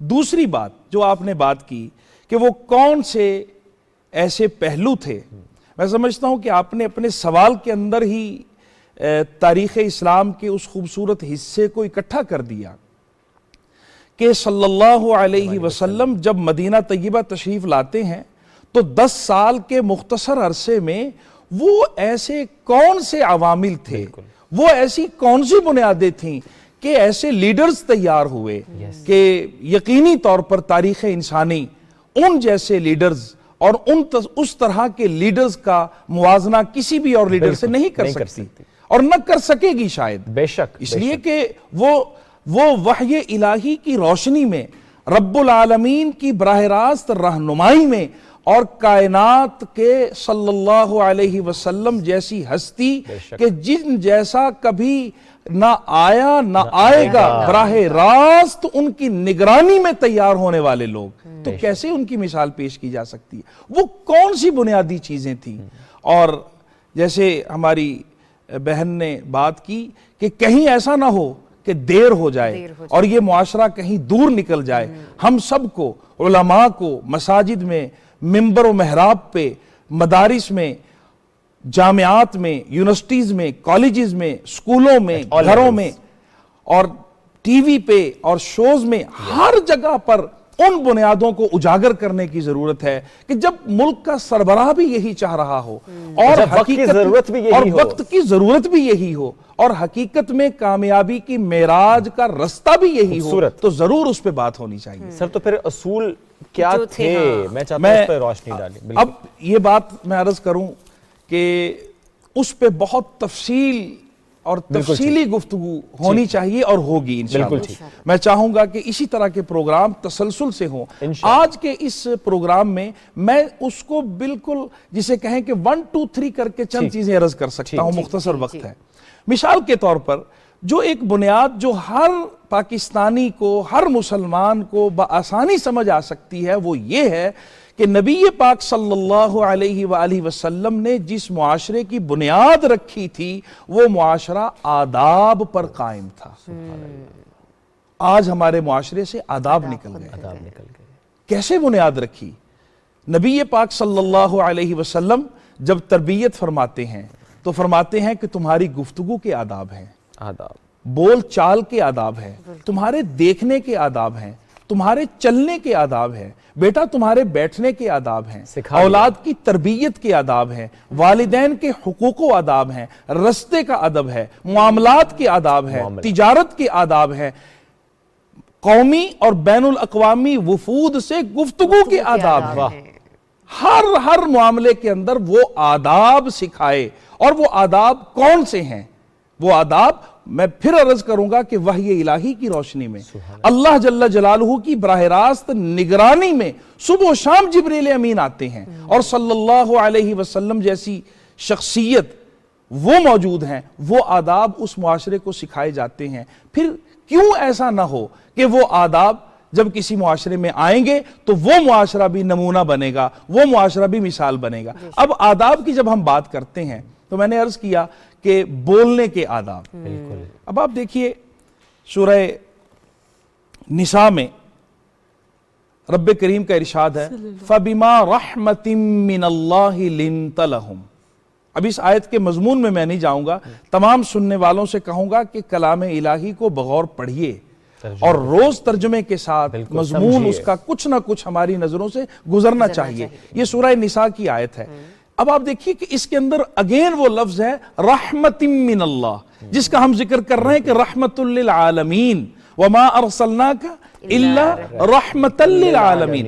क्या फरमाया रब ताला ने कि मेरी रहमत, अब मैं इसका अपने लफ्जों में मजमून अर्ज कर रहा हूं, मेरी रहमत का मजहर होता है किसी इंसान की जुबान पे कि वो नरम खू और भली और अच्छी और नरम गुफ्तगू करने वाला हो जाता है। किसी मुआशरे की बुनियाद अगर नरमी पे आ जाए, आज अगर हमारा मामला अपने वालिदैन के साथ नरमी का हो, अपने बड़ों के साथ नरमी का हो, वालिदैन का तरबियत में बच्चों के साथ नरमी का मामला हो, मेरी आपसे गुफ्तगू दो तरह से हो सकती है, तुरशरुई से भी हो सकती है, नरमी से भी हो सकती है। बसा औकात नरमी की गुफ्तगू साल हा साल इंसान नहीं भूल। ये वो बुनियाद है कि वो अल्लाह ताला की रहमत का मजहर है कि पूरे का पूरा मुआशरा इस तरह से नरम गुफ्तगू करता हो। और नरम गुफ्तगू सिर्फ लफ्जों की नरमी नहीं है, बल्कि गुफ्तगू के आदाब का लिहाज रखता हो, अपनी हुदूद का तयन हो। आज बदकिस्मती से हमारे यहाँ हर सुनी सुनाई बात, हर अंदाजे से कही हुई बात, हर बात का एक तसव्वुर बनाकर किसी के बारे में हम कुछ भी कह दें और हमें उसका अंदाजा नहीं होता कि किसी की इज्जत, किसी का घर, किसी की शख्सियत और किसी की 40-50 साल की जिंदगी की मेहनत वो जाया कर देते हैं। ये ख्याल रखने की, ये है वो बुनियाद जो मैंने एक मिसाल से अर्ज किया कि आदाब और जगह जगह पर इन आदाब का हमें सबक मिलता है। और इसी के साथ मैंने मिसाल तो मैंने एक दी ना, ये बहुत तसलसल है, इसके अंदर बहुत गुफ्तगू तफसील से होनी चाहिए और इंशाअल्लाह मौका लगा तो हम करेंगे। ठीक, मैं यहाँ जो बात एक और कहना चाह रहा हूँ, कता कलामी की माजरत सर, वज़ीर ख़ारजा शाह महमूद कुरैशी साहब इस वक्त मीडिया से गुफ्तगू करें, बराह रास्त को ले चलते हैं, फिर डिस्कशन को कंटिन्यू करेंगे। किस तरह करप्शन जो है वो हमें मकरूज करती जा रही है और किस तरह करप्शन जो है वो मुल्क में जो हमारी अक़वाम हैं उनकी गवर्नेंस को भी इफ़ेक्ट कर रही है। आज मुझे खुशी है कि एक पैनल ऑफ एक्सपर्ट्स इस पर गुफ्तगू करेगा और इमरान खान साहब का और तहरीक इंसाफ का जो एंटी करप्शन एजेंडा है और जो कॉम्बैट करप्शन करने की जो हमारी ख्वाहिश है उसको फ़रोग़ हासिल होगा। तो मुझे खुशी है कि आज मुझे यहाँ बात करने का मौका मिला और मैं शुक्रगुज़ार हूँ OIC का जिन्होंने हमें ये मौका फ़राहम किया। Thank you.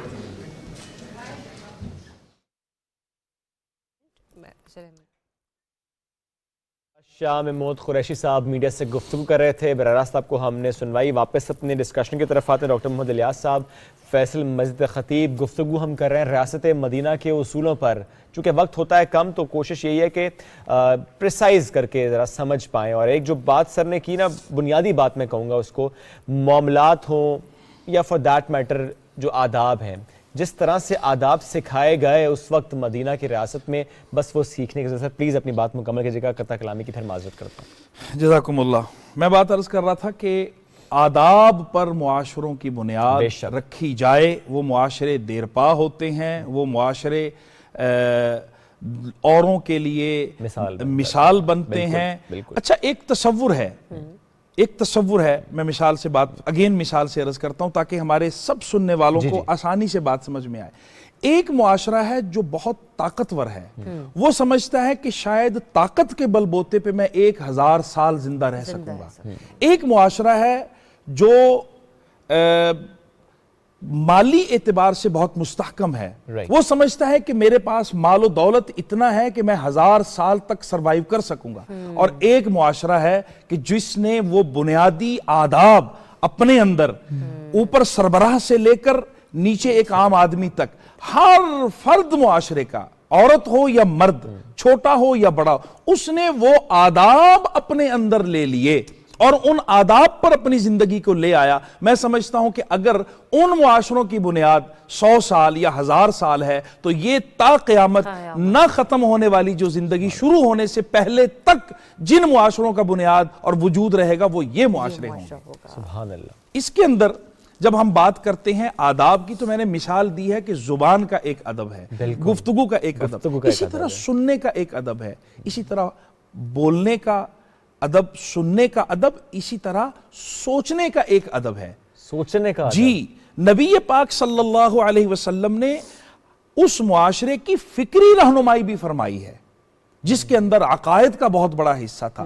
کیسی عجیب بات ہے کہ ایسے لوگ جو اللہ کے تصور سے بھی آشنا نہ تھے, انہیں یہ بتایا کہ فکر نہ کرو, تمہارا ایک رب ہے جو عزت دینے والا ہے, اس کے سوا کوئی عزت نہیں دے سکتا, اس کے سوا کوئی رزق نہیں دے سکتا, اس کے سوا کوئی شفا نہیں دے سکتا, اس کے سوا کامیابی کے رستے پہ تمہیں باقی کوئی نہیں رکھ سکتا. یہ وہ بنیاد تھی کہ انسان پھر اندر سے مضبوط ہوتا ہے, اور جب انسان اندر سے مضبوط ہوتا ہے تو پھر اس کے جو اعضاء سے, جوارح سے, جسد سے اعمال نکلتے ہیں, پھر وہ اعمال بھی دیر پا ہوتے ہیں. اور اس کے اندر ایک چیز اور بڑی خوبصورت اس معاشرے کے اندر سکھائی گئی اور بتائی گئی, وہ تھا جہد مسلسل, تسلسل کے ساتھ کوئی کام. بالکل ایسا نہیں ہے ہمارے ہاں, چونکہ میں اس وقت پاکستانی اپنے بھائیوں اور بہنوں کے لیے بات کر رہا ہوں, ہمارے ہاں بہت تیزی اور جلدی ہے, ہم بڑی جلدی کسی نتیجے تک پہنچنا چاہتے ہیں. آپ حیران ہوں گے کہ سورہ نساء ہی کے اندر آپ دیکھیے کہ غزوہ احد سے واپسی ہوئی ہے, اور جہد مسلسل کا یہ عالم ہے, الذین استجابوا للہ والرسول من بعد ما اصابہم القرح.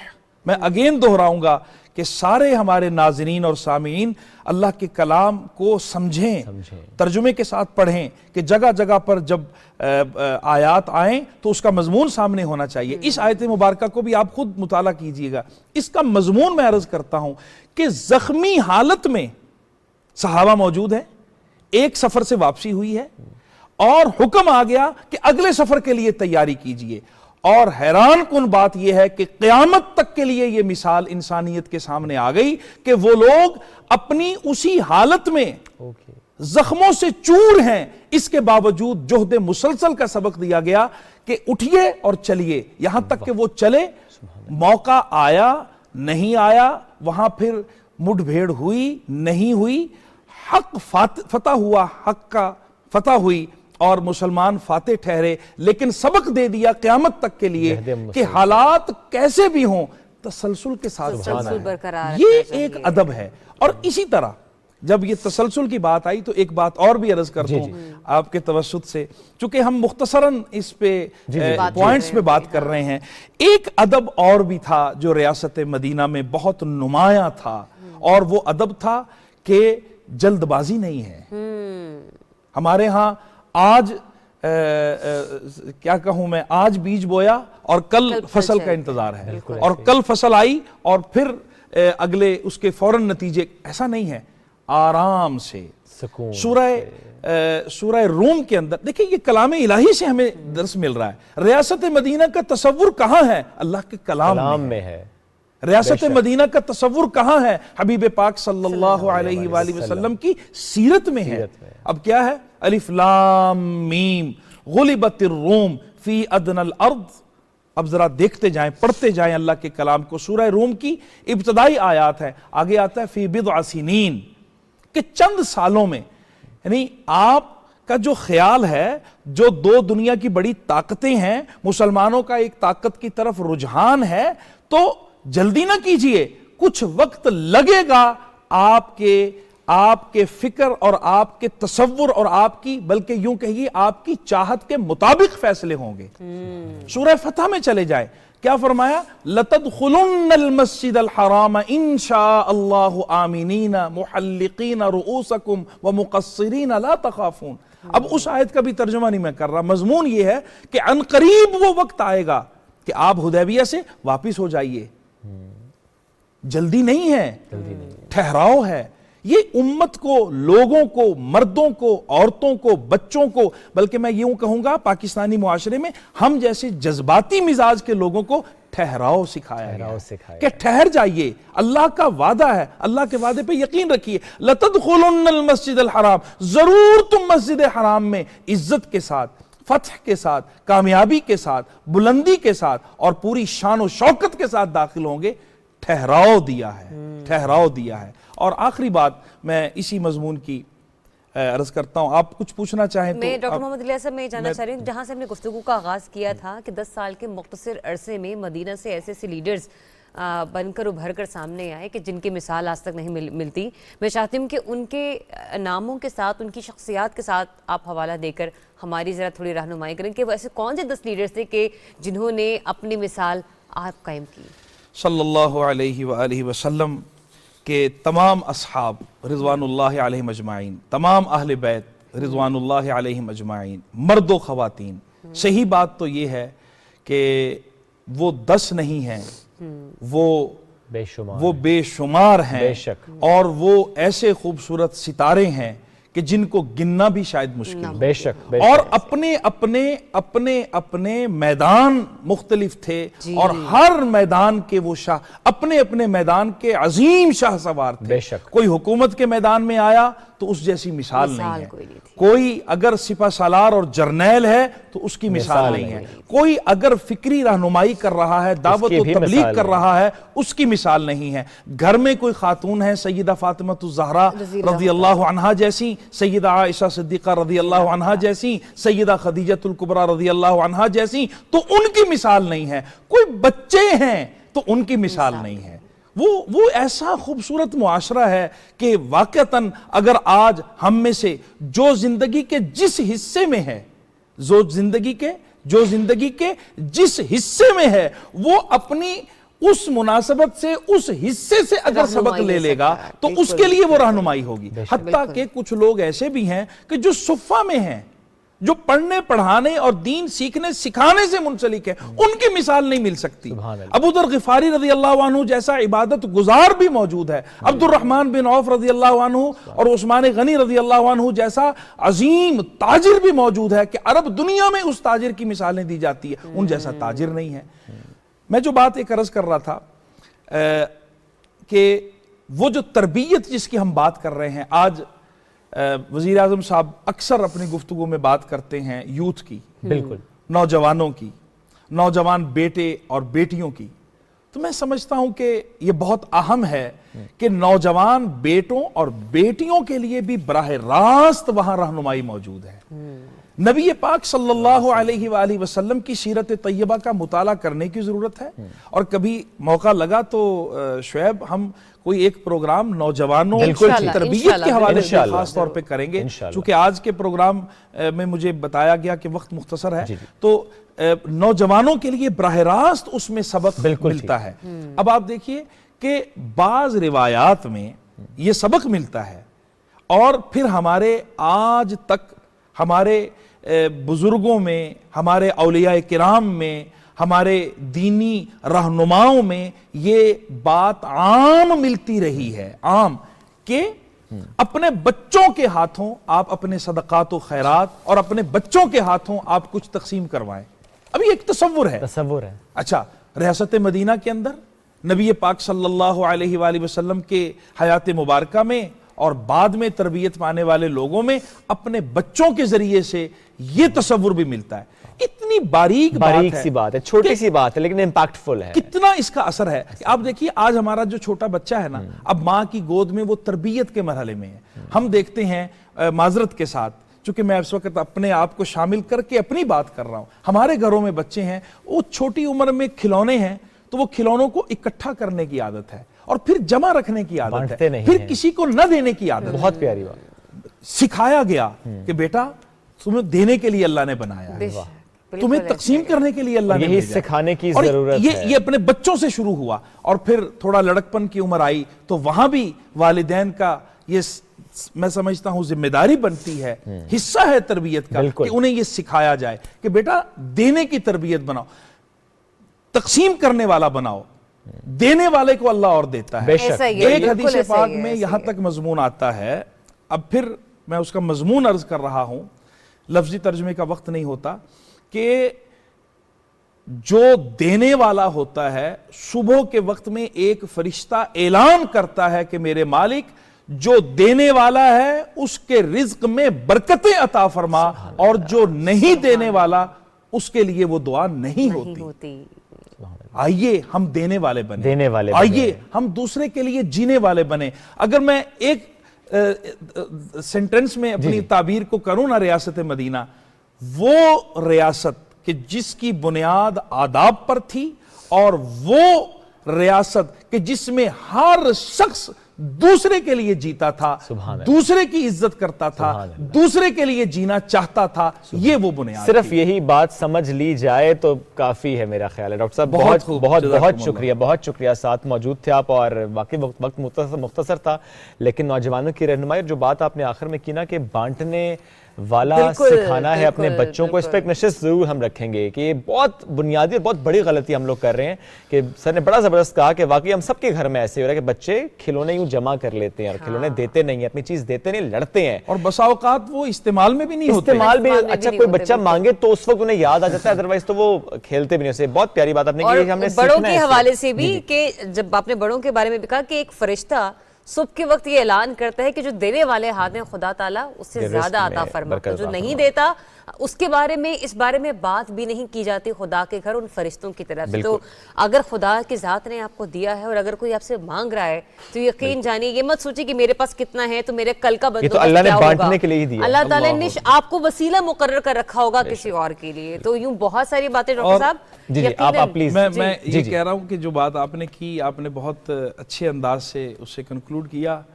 सही बात है कि हम सड़क पे आए तो थोड़ी सी ये नीयत कर लें, हम सब पाकिस्तानी, कि आज मुझे रास्ता लेना नहीं है, आज रास्ता देना। खूबसूरत बात, आप हर बात बड़ी। और इसी तरह जब सुबह उठे ना, तो मेरा ख्याल है कि जहां हम ये जरूर सोच रहे होते हैं, इंसान है, फितरत है, तबीयत है, तरबियत होनी है अभी हम सब की, बेशक बेशक।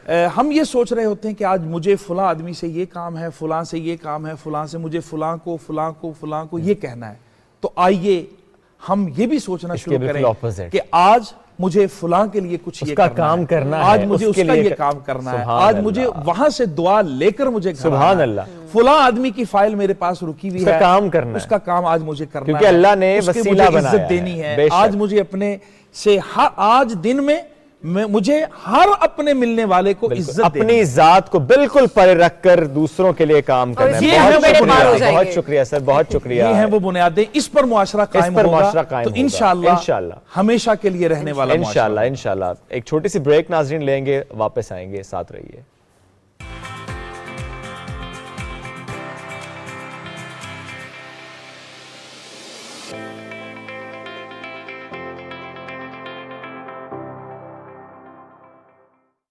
आपको पता है पिछले 20 सालों में स्टॉक मार्केट इन्वेस्टमेंट का रिटर्न 18% सालाना रहा है, यानी कि बाकी ऑप्शंस जैसे कि बैंक, गोल्ड, रियल एस्टेट और डॉलर से काफी बेहतर। अब आप KSB की K-Trade ऐप से घर बैठे डायरेक्ट इन्वेस्टमेंट कर सकते हैं। अकाउंट ओपन करने के लिए www.ksb.com पर जाएं और ओपन अकाउंट पे क्लिक करें।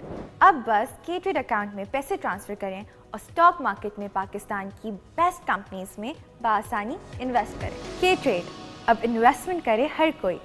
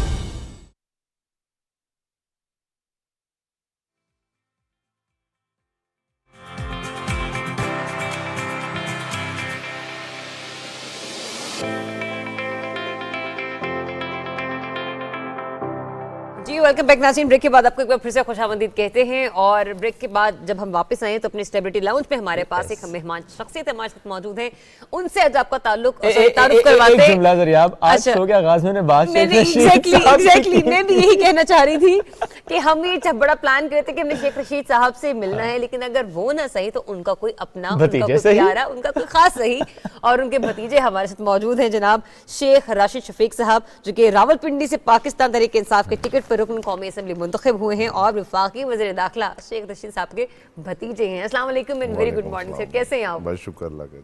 कितना एंजॉय कर रहे हैं आप इस्लामाबाद के मौसम को?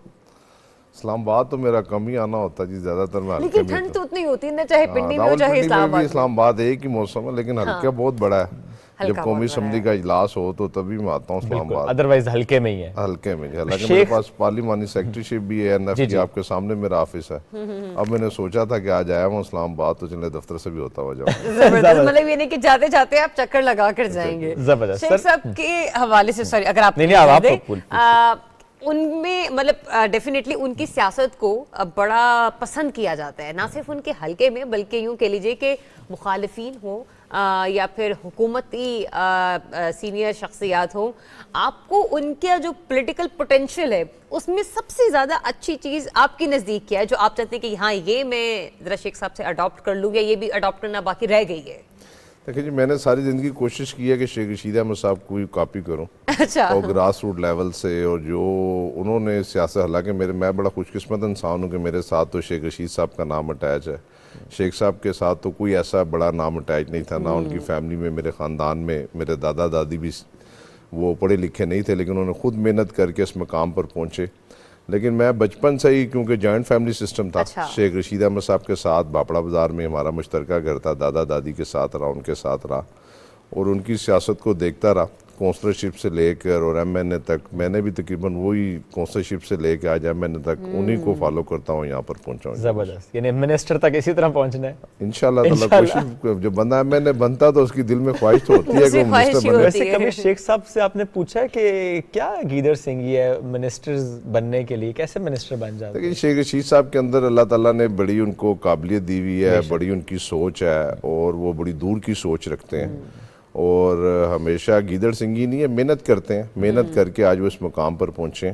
आज अल्हम्दुलिल्लाह रावलपिंडी जैसा जो एक शहरी हल्का है उसमें 1985 से लेके एक दफ़ा ज़िंदगी में वो इलेक्शन हारे हैं और अब 2021-22 चल रहा है। ये 35-40 साल एक हल्के में ज़िंदा रहना, सियासत करना, वो भी शहरी हल्का, कैपिटल के साथ दारुल खिलाफा, जहाँ पे इस्लामाबाद का जो सियासत का जो आप कहते हैं टेम्परेचर होता है वो रावलपिंडी पर भी आता है।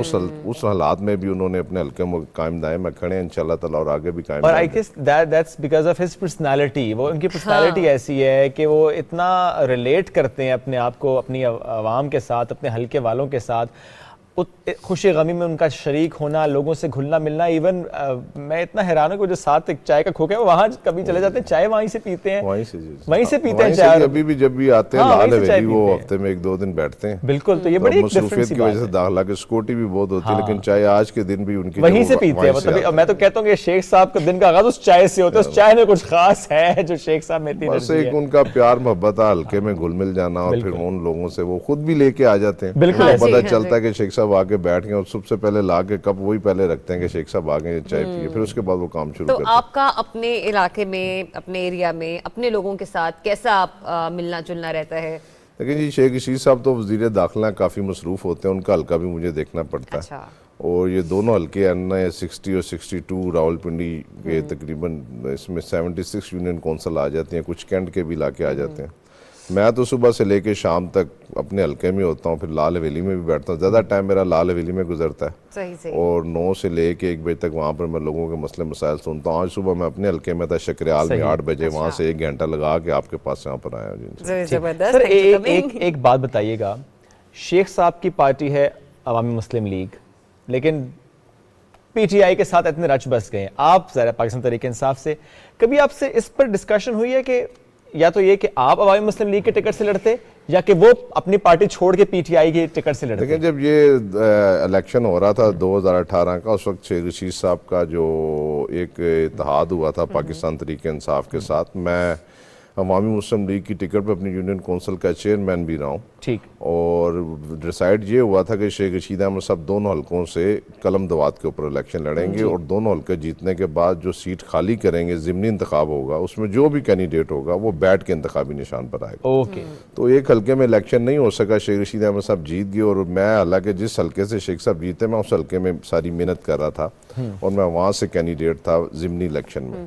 اور یہ ان کے ساتھ ایک ہمارا پہلے ڈیسائیڈ ہو چکا تھا کہ ہم نے بیٹ کے اوپر الیکشن لڑنا ہے, تو پھر وہ اس لیے مجھے آپ پرسنلی کبھی خواہش تھی کہ چاچا کی ہی پولیٹیکل پارٹی سے ہی اٹیچ ہوئے, نہیں قلم دوات کے اس پہ؟ لیکن میں نے محنت تو سٹرگل ساری اس پارٹی سے کی ہے. میں کونسلر بھی اس نشان پہ رہا ہوں, بالکل. میں میئر بھی راولپنڈی شہر کا اس نشان پہ رہا ہوں, اور میں چیئرمین بھی اپنی یونین کونسل کا میں نے بننے سے پہلے قلم دوات کے اوپر تھا, اور اکیلا جیتا تھا. پوری راولپنڈی شہر میں تحریک انصاف ہاری تھی, حلقہ اس وقت NA55 تھا, اور ایک میں سنگل کینڈیڈیٹ تھا جو ون کیا. قلم دوات نے بلے کو ہرایا تھا؟ نہیں, بلے کو نہیں, شیر کو ہرایا. میں نے ساری زندگی شیر کو ہرایا, بیٹ میرے مقابلے میں نہیں تھا. اور اب بھی میں نے جو ہے بیٹ کے انتخابی نشان پر پہلا الیکشن لڑا, اور شیر کو شکست دے کے. میں زندگی میں 5 الیکشن لڑا ہوں جی, اور 4 میں جیتا ہوں اور 1 ہارا ہوں, اور چاروں کے چاروں میں نے شکست شیر کو دیا, اور 1 کتاب سے مارا ہوں. اور میں نے ساری زندگی نون کو اپنے حلقے میں کونسلرشپ سے لے کے آج یہاں تک ان کو جیتنے نہیں دیا. اچھا, آپ نے کونسلرشپ سے لے کے میئرشپ بھی دیکھی, پھر اب آپ رکن قومی اسمبلی بھی ہیں. ایک کونسلر کا انتخاب ہوتا ہے, ایک جنرل الیکشنز آتے ہیں, اور اسمبلی کا ماحول تو ڈیفرنٹ ہی ہوتا ہے. سب سے زیادہ جو انٹرٹیننگ ہوتا ہے وہ کون سا والا ایک مومنٹس ہوتے ہیں؟ کیونکہ میں نے بھی بہت سارے الیکشنز دیکھے ہیں. جنرل الیکشن کا تو ایک اورا ہی ڈیفرنٹ ہوتا ہے نا, لیکن جب بھی کونسلرشپ کے بھی الیکشن ہوتے ہیں تو گلی محلے میں اتنے بینرز, علاقے میں اتنے بینرز, سب سے زیادہ فیسٹیوٹی اور ایکٹیویٹی آپ کو کون سے الیکشنز میں نظر آتی ہے؟ دیکھیں جی, جو بلدیات کا الیکشن ہوتا ہے گلی محلے کا, وہ سب سے مشکل الیکشن ہوتا ہے, کیونکہ ایک یونین کونسل ہوتی ہے, چند گلیاں ہوتی ہیں, اور اس میں کینڈیڈیٹ بھی مخصوص ہوتے ہیں. اس میں آپ کی شخصیت کو دیکھا جاتا ہے, پارٹی کو کم دیکھا جاتا ہے. لوگوں کو یہ ہوتا ہے کہ لوگوں کی ایزی اپروچ کیا ہے, لوگوں کی غمی خوشی ہے, لوگوں کی اسٹریٹ لائٹ ہے, لوگوں کی گلی محلے کا مسئلہ, وہ جا کے گھر کی بیل مارتے ہیں اپنے چیئرمین سے مسئلہ. اور جو یہ قومی و صوبائی اسمبلی کے الیکشن ہوتے ہیں, یہ ہوا کے الیکشن ہوتے ہیں, پارٹیوں کے الیکشن ہوتے ہیں, اور جس کے پاس پارٹی کا نشان ہے اور جس طرف ہوا چلتی ہے لوگ اس طرف ووٹ ڈالتے ہیں. اس میں اتنی محنت نہیں کرنی پڑتی جتنی بلدیات میں کرنی پڑتی ہے. جو میرے خیال سے بلدیات کا الیکشن بہت مشکل ہے, اور قومی و صوبائی اسمبلی کا الیکشن اتنا مشکل ہے. اب جب پنجاب میں بلدیاتی الیکشن ہونے جا رہے ہیں تو وہاں پر پاکستان تحریک انصاف کی اسٹریٹجی کیا ہے, اور بطور عوامی مسلم لیگ مطلب ڈیفینیٹلی؟ میں تو راولپنڈی شہر کی بات کروں گا کہ ہم نے اربوں روپے کے شہر کے اندر کام کروائے ہیں, اور ہماری ایک ہسٹری ہے الحمدللہ. ہم نے شہر میں 60 سے زیادہ کالجز بنائے ہیں. ابھی اسی ٹینیور کے اندر 2 یونیورسٹیاں ہم نے بنائی ہیں. ہمارا لئی ایکسپریس وے 105 ارب روپے کا آخری مراحل میں ہے. ہمارا اسپتال آخری مراحل میں ہے. اگر کاموں کے اوپر آئیں تو ہمیں تو کوئی ایسا مسئلہ نہیں ہے. ہم نے کوئی یونین کونسل ایسی نہیں ہے جہاں پر ڈیولپمنٹ, اس وقت ڈیولپمنٹ کا ریکارڈ قائم کیے ہیں. اور جب ہمارا پچھلا بھی 10-5 سال کا ٹرنیور تھا مشرف کا, اس وقت بھی ہم نے اس شہر کے اندر اتنے کام کیے تھے کہ لوگوں کو اس کاموں کو نظر آئے تھے وہ کام. اور اب اب اگر کاموں پر دیکھا جائے تو بلدیات میں انشاءاللہ تعالیٰ اچھا رزلٹ آئے گا. پاکستان تحریک انصاف اور عوامی مسلم لیگ مل کے بلدیات کا الیکشن لڑے گی. ہمارے پاس کینڈیڈیٹ فوکل پرسن کافی محنتی لوگ ہیں, انہوں نے کافی ان 3-3.5 سالوں میں کام کیے ہیں. اور عوام کو بھی, میں نے آپ کو پہلے بلدیات میں لوگوں کو پتہ ہوتا ہے کہ کس شخص نے کام کیا اور کس شخص نے کام نہیں کیا. تو انشاءاللہ تعالیٰ پنجاب کا رزلٹ اچھا آئے گا. جی راولپنڈی کے حوالے سے میں بات کرتا ہوں, پنجاب کا مجھے نہیں پتا, لیکن میں اپنے حلقہ 60 اور 62 میں پوری کوشش کروں گا کہ اچھا رزلٹ دیں. بالکل ٹھیک ہے. تھوڑا سا سر آئیں فیملی گیدرنگز پر بھی موقع مل جاتا ہے شیخ صاحب کے ساتھ فیملی گیدرنگز سے, کہ آپ بھی بزی اور وہ تو خیر بہت ہی بزی؟ شیخ صاحب کے ساتھ میری ہفتے کے ہفتے ملاقات ہوتی ہے, لیکن ایک جوائنٹ فیملی سسٹم بچپن سے ہی رہا ہے, اور میں خود بھی تھوڑا سا شیخ صاحب سے دور ہی رہتا ہوں. کیوں؟ وہ ایک ماحول ایسا ملا بچپن سے ہی, اور ایک احترام کا رشتہ ہے, ایک عزت کا رشتہ ہے. جب جوائنٹ فیملی سے میں نے آج تک شیخ رشید احمد صاحب کے ساتھ بیٹھ کے کبھی نہ کھانا کھایا نہ چائے پی ہے, اور جلسے جلوس اکٹھے کرتا ہوں, بلکہ سارے انتظامات بھی خود کرتا ہوں. اور گھر میں ایک ایسا سسٹم ہوتا تھا, جب میری دادی مرحومہ زندہ تھیں تو وہ شیخ صاحب کو صبح اٹھنے کا جلدی بہت اٹھنے 6, 6:30, 5 بجے اٹھ جاتے ہیں. اور اوپر والی جو بلڈنگ سٹوری تھی اس میں شیخ صاحب کی رہائش تھی, نیچے میں میرے والد صاحب, والدہ اور دادا دادی مرحوم وہاں پر ہوا کرتے تھے. تو ہمیں یہی ڈر خوف ہوتا تھا اگر 7 بجے وہ شیخ صاحب نیچے آ جائیں تو ہمیں میری دادی مرحومہ کہتی تھی کہ وہ شیخ رشید آ گیا تو ہم اپنے بستر اٹھا کے بھاگتے تھے. سونے سے نفرت ان کو. وہ کہتے ہیں کہ صبح جلدی اٹھیں اور رات کو جلدی سوئیں, اور آج ان کی کامیابی کا راز بھی یہی ہے کہ وہ 6 ساڑھے 6 بجے 5 بجے بھی اٹھ جاتے ہیں اور حلقے میں صبح 9 بجے موجود ہوتے ہیں. اور میں نے بھی یہی کوشش کی ہے کہ 8 ساڑھے 8 بجے میں اپنے حلقے میں آ جاتا ہوں, اور 6 اگر غمی خوشی نہ ہو تو 7 ساڑھے 7 8 بجے تک آپ یقین کیجئے میں گھر چلے جاتا ہوں. اور یہ بھی میں آن ایئر کہہ رہا ہوں کہ میں 9:30 پونے 10 بجے سو جاتا ہوں. میرے گھر کی لائٹیں 9 ساڑھے 9 بجے بند ہو جاتی ہیں. میرے بچے پڑھنے والے ہیں وہ پڑھتے ہیں, لیکن میں 9 ساڑھے 9 سو کے صبح اسی روٹین کو میں نے فالو کیا. تو پھر بچپن میں کبھی آپ کو شیخ صاحب سے کبھی ڈانٹے شانٹے پڑی ہوں؟ بڑی مار پڑی ہے, 3-4 مرتبہ مار پڑی ہے. ایک دفعہ وہ میری بڑی بہن تھی, اب وہ پروفیسر ہے, اس کے ساتھ میرا جھگڑا ہو گیا تو میں نے اس کو کچھ غصے میں کہہ دیا. میری دادی مرحومہ نے فون کیا, اس ٹائم یہ وزیر ہوتے تھے میرے خیال سے اطلاعات و نشریات کے, میں گارڈن کالج میں پڑھتا تھا, تو چھٹی کر کے گھر آیا. میری دادی نے فون کر کے بلایا کہ گھر آؤ. اس ٹائم یہ لال حویلی چلے گئے تھے, 1985 میں پہلے ہمارا دفتر اسی گھر میں ہوا کرتا تھا. بالکل بالکل. تو وہ میں گھر آیا تو مجھے پتہ لگا کہ شیخ صاحب آگے بیٹھے ہوئے ہیں, تو مجھے نہیں پتا تھا کہ آئے ہوئے کہ نہیں آئے ہوئے. میں جا کے بیٹھا ہی ہوں تو بس انہوں نے وہ سٹک جھاڑو ہوتی تھی اس وقت وہ اٹھا لی اور مجھے مارنا شروع کر دیا. مجھے نہیں سمجھ آئی کہاں سے پڑ رہی ہیں. پھر مجھے جب مارا مارنے کے بعد مجھے ساتھ بٹھا کے گاڑی میں لے گئے, اور اس ٹائم یہ اطلاعات و نشریات آپ والی منسٹری تھی, یہاں پر بٹھایا مجھے, وہ سبز چائے شائے بھی پلائی, کافی مار پڑی کہ آپ نے بہن کے ساتھ بدتمیزی کیوں کی. واپسی بھی مجھے انہوں نے 3000 روپیہ بھی دیا. میں نے کہا اس طرح کی مار مجھے روز پڑنی چاہیے. اس ٹائم 3000 روپیہ بہت بڑی چیز تھی. 2-3 مرتبہ ابھی بھی ڈانٹ پڑ جاتی ہے, ایسا کوئی مسئلہ 3000 نہیں ملتے جی, اب 3000 نہیں, اب نہیں ملتا. اب ڈانٹ پڑ جاتی ہے فون پہ, کبھی کبھار سیاست میں چھوٹی موٹی غلطی کر لوں تو ابھی بھی مجھے فون پہ غلطی پہ ڈانٹ پڑی. سیاسی غلطی کون سی کی آپ نے اس پہ ڈانٹ پڑی؟ سیاسی غلطی مطلب یہ ہوتا ہے کہ کچھ میں کوئی ایکسٹرا ایسا کام کر جاؤں کہ ان کو ناگوار گزرے سیاست کے اندر. مطلب کہ کوئی جلسہ جلوس یہ وہ حالات واقعات کے مطابق وہ کہتے ہیں چلتا ہے. ارینجمنٹس پہ یا گفتگو میں ڈانٹ پڑتی ہے؟ ارینجمنٹ وغیرہ پہ کمی بیشی رہ جائے تو اس میں ہو جاتا ہے. تو کیونکہ دونوں ہلکے ہوتے ہیں, سنبھالنا بڑا مشکل مسئلہ ہوتا ہے, تو کبھی کبھار ایسی ہو جائے. تو ابھی بھی کبھی کبھار وہ مجھے فون پہ ڈانٹ دیتے ہیں کہ یار کہ یہ کام اس وہ ڈانٹ نہیں ہے, لیکن وہ تھوڑا سا اب ذرا بڑے ہو گئے نا, اس والا ہلکا پھلکا بھی کافی ہوتا ہے. ابھی بھی میں ڈرتا ہوں ان سے. کوئی ہلکے کے کسی شخص نے کال شیخ صاحب کو کیا کہ شیخ صاحب میرا یہ کام نہیں, شیخ صاحب نے آپ کو کال کیا کام کرایا تھا؟ نہیں, وہ تو کہتے ہیں جی, کئی میسیجنگ لوگ جب ہوتے ہیں ان کے پرانے جو ووٹر سپورٹر ہیں ان کی ایج کے, تو حالانکہ میں سب کو جانتا ہوں, وہ واٹس ایپ میسیج ان کو کر دیتے ہیں, وہ پھر مجھے آگے فارورڈ کرتے ہیں کہ یار اس کا کام نہیں ہوا. کئی کو بار شکایت بھی لگ جاتی ہے, پھر میں ان کو بتاتا ہوں کہ ان کا کام جائز ہے کہ ناجائز ہے. اگر میں کہہ دوں کہ یہ ناجائز ہے پھر وہ میری بات کو سن لیتے ہیں. میں نے کہتا ہوں میں کہتے ہیں کہ آپ کہتے ہیں تو میں کر دیتا ہوں, پھر کہتے ہیں نہیں ناجائز کام کسی کا نہیں کرنا اور جائز ہی کرنا ہے. میں نے کہا یہ تبھی آپ کو وہ دیکھ لیں. شیخ صاحب کا یہ سب سے بڑی خوبی ہے کہ اپنا میسج خود پڑھتے ہیں, اپنا موبائل خود اٹینڈ کرتے ہیں اور لوگوں کے مسئلے مسائل 100% حل کرنے کی کوشش کرتے ہیں. اچھا یہ بتائیے, آپ نے کہا نا کہ ڈیفینیٹلی کاؤنسلر سے آگے تک کا سفر, پھر آگے ماشاءاللہ رکن قومی اسمبلی, پھر منسٹر بھی اللہ تعالیٰ آپ کو اس کرسی پہ بھی بٹھائے.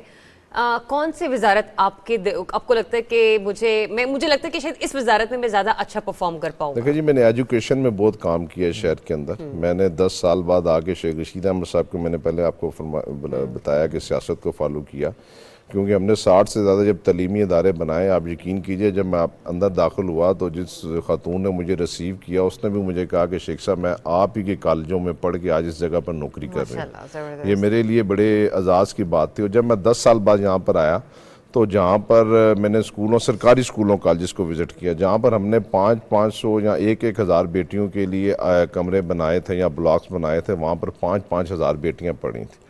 اور اس وقت میں نے کم از کم 2 ارب روپیہ ہلکا 60 اور 62 کے اندر اس کے اندر ایکسٹرا بلاک بنائے ہیں, ملٹی پرپز ہال بنائے ہیں. اور الحمدللہ آپ ایجوکیشن میں راولپنڈی اس تک پورے لٹریسی میں پنجاب میں نمبر 1 ہے.